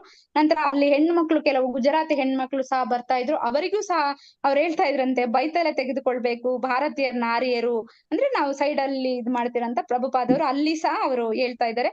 ಅಲ್ಲಿ ಪ್ರಭುಪಾದರ ಪ್ರವಚನ ಕೇಳಲು ತುಂಬಾ ಆಸಕ್ತರಾಗಿರ್ತಾರಂತೆ. ನಂತರ ಫೀ ಫಾರ್ಮ್ ಪುಸ್ತಕಗಳು ಅದರ ಬಗ್ಗೆ ಎಲ್ಲ ಪ್ರಭುಪಾದರು ಯೋಚನೆ ಮಾಡಿ ಸಂಜೆ ಬರುವ ಅಷ್ಟೊತ್ತಿಗೆ ಅವರಿಗೆ ಒಂದು ಸ್ವಲ್ಪ ಸುಸ್ತು ಎಲ್ಲ ಆಗ್ತಾ ಇತ್ತಂತೆ, ಹಾಗೆ ಹೇಳ್ತಾ ಇದ್ದಾರೆ. ನಂತರ ಪ್ರತಿದಿನವೂ ಫೀ ಫಾರಂ ಅದರ ಬಗ್ಗೆನೇ ಯೋಚನೆ ಮಾಡ್ತಿದ್ರಂತೆ. ಅವರು ಮುಂದಿನ ಭಾಗವತವನ್ನ ಪ್ರಕಟಿಸಲು ಸಹಾಯ ಮಾಡಬಲ್ಲವರನ್ನ ಸಂಪರ್ಕಿಸಲು ಹೊರಗೆ ಹೋಗ್ತಿದ್ರು. ನಂತರ ನಾಗರಾಜನ್ ಅವರಿಗೆ ಸಹಾಯ ಮಾಡಲು ಪ್ರಯತ್ನಿಸಿದ್ರು. ಅಲ್ಲಿ ಒಬ್ರು ನಾಗರಾಜನ್ ಅವರು. ಇಲ್ಲಿಂದ ಅಲ್ಲ ಮಾತಾಜಿ, ಮಾತಾಜಿ ಹರೇ ಕೃಷ್ಣ. ಹರೇ ಕೃಷ್ಣ ಮಾತಾಜಿ, ಅಷ್ಟೇ ಮಾತಾಜಿ. ಅಷ್ಟೇ ಅಲ್ಲ? ಎಸ್ ಮಾತಾಜಿ, ಹರೇ ಕೃಷ್ಣ. ವಾಂಚಾಕಲ್ಪತರುಭ್ಯಶ್ಚ ಕೃಪಾ ಸಿಂಧುಭ್ಯ ಏವ ಚ ಪತಿತಾನಾಂ ಪಾವನೇಭ್ಯೋ ವೈಷ್ಣವೇಭ್ಯೋ ನಮೋ ನಮಃ. ಅನಂತ ಕೋಟಿ ವೈಷ್ಣವೃಂದಕ್ಕೂ ಜೈ. ನಾಮಾಚಾರ್ಯ ಹರಿದಾಸ್ ಠಾಕೂರ್ ಕಿ ಜೈ. ಶ್ರೀಲ ಪ್ರಭುಪಾದ ಕಿ ಜೈ. ಶ್ರೀಲ ಪ್ರಭುಪಾದ ಕಿ ಜೈ. ರಾಧಾ ಗೋವಿಂದ್ ಕಿ ಜೈ. ಹರೇ ಕೃಷ್ಣ. ಎಲ್ಲರಿಗೂ ಧನ್ಯವಾದಗಳು. ಹರೇ ಕೃಷ್ಣ. ಧನ್ಯವಾದಗಳು. ಹರೇ ಕೃಷ್ಣ ಮಾತಾಜಿ, ಧನ್ಯವಾದಗಳು ಮಾತಾಜಿ. ಹರೇ ಕೃಷ್ಣ ಮಾತಾಜಿ, ಧನ್ಯವಾದಗಳು. ಇಬ್ಬರಿಗೂ ಧನ್ಯವಾದಗಳು ಮಾತಾಜಿ. ಹರೇ ಹರೇ ಕೃಷ್ಣ ಮಾತಾಜಿ, ಧನ್ಯವಾದಗಳು.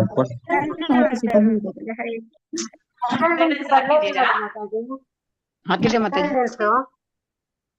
ಇಬ್ರು ಮಾತಾಜಿಗೂ ಧನ್ಯವಾದಗಳು. ಧನ್ಯವಾದಗಳು ಮಾತಾಜಿ. ಹರೇ ಕೃಷ್ಣ ಮಾತಾಜಿ. ಹರೇ ಕೃಷ್ಣ ಮಾತಾಜಿ ಅಟೆಂಡೆನ್ಸ್ ಹಾಕಿ ಮಾತಾಜಿ. ಬಂದಿಲ್ಲ ಮಾತಾಜಿ ಅಟೆಂಡೆನ್ಸ್. ಬಂದಿದೆ, ಹಾಕಾಯ್ತು ಮಾತಾಜಿ, ಹಾಕಿದೆ. ಹಾಕಿದಿ. ಯಾರಿಗೆ ಬರ್ಲಿಲ್ಲ? ಲಾಸ್ಟ್ ಗೆ ಬರ್ತಾರ ಯಾರಾದ್ರೂ? ನನಗ್ ಬಂದಿಲ್ಲ ಮಾತಾಜಿ.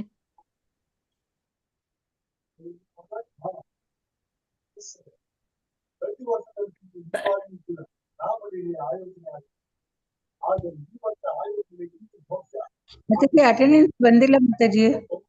ಅಟೆಂಡೆನ್ಸ್ ಕಳಿಸಿ ಮಾತಾಜಿ. ಓಕೆ, ಕಳಿಸ್ತೇನೆ. ಇದು ನನಗೆ PDF ತೆಗಿಬೇಕಾಗುತ್ತೆ, ಇಲ್ಲದಿದ್ರೆ ಆಗುತ್ತೆ.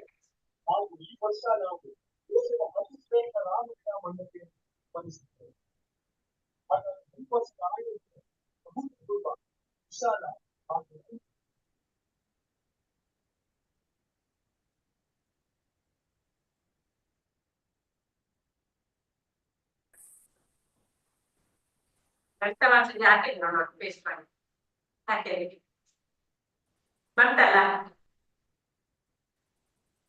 ಹಾಕಿದ್ದೀನಿ. ಅಲ್ಲ, ವಾಕ್ಯ ಥ್ಯಾಂಕ್ ಯು ಮಾತಾಜಿ.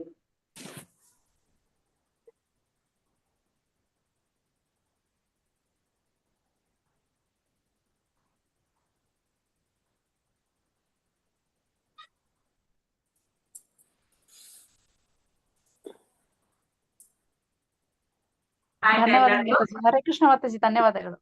ಧನ್ಯವಾದಗಳು. ಆಯ್ತು, ಎಲ್ಲರದ್ದು ಎಂಡ್ ಮಾಡ್ಬೇಕಾ? ಆಯ್ತು ಮಾತಾಜಿ. ಹರೇ ಕೃಷ್ಣ ಮಾತಾಜಿ, ನಾಗವಣಿ ಮಾತಾಜಿ, ಧನ್ಯವಾದಗಳು ಮಾತಾಜಿ. ಧನ್ಯವಾದಗಳು ಮಾತಾಜಿ, ಚಂದ ಹೇಳಿದ್ದೀರಾ. ಹರೇ ಕೃಷ್ಣ ಮಾತಾಜಿ, ವಿಜಯ ಮಾತಾಜಿ. ಹರೇ ಕೃಷ್ಣ ಮಾತಾಜಿ, ಧನ್ಯವಾದಗಳು. ಹರೇ ಕೃಷ್ಣ, ಧನ್ಯವಾದಗಳು. ಧನ್ಯವಾದ. ಎಲ್ಲರಿಗೂ ಅನಂತ ಕೋಟಿ ಭಕ್ತ ವೃಂದಕ್ಕೆ ಜೈ. ಜೈ. ಧನ್ಯವಾದ.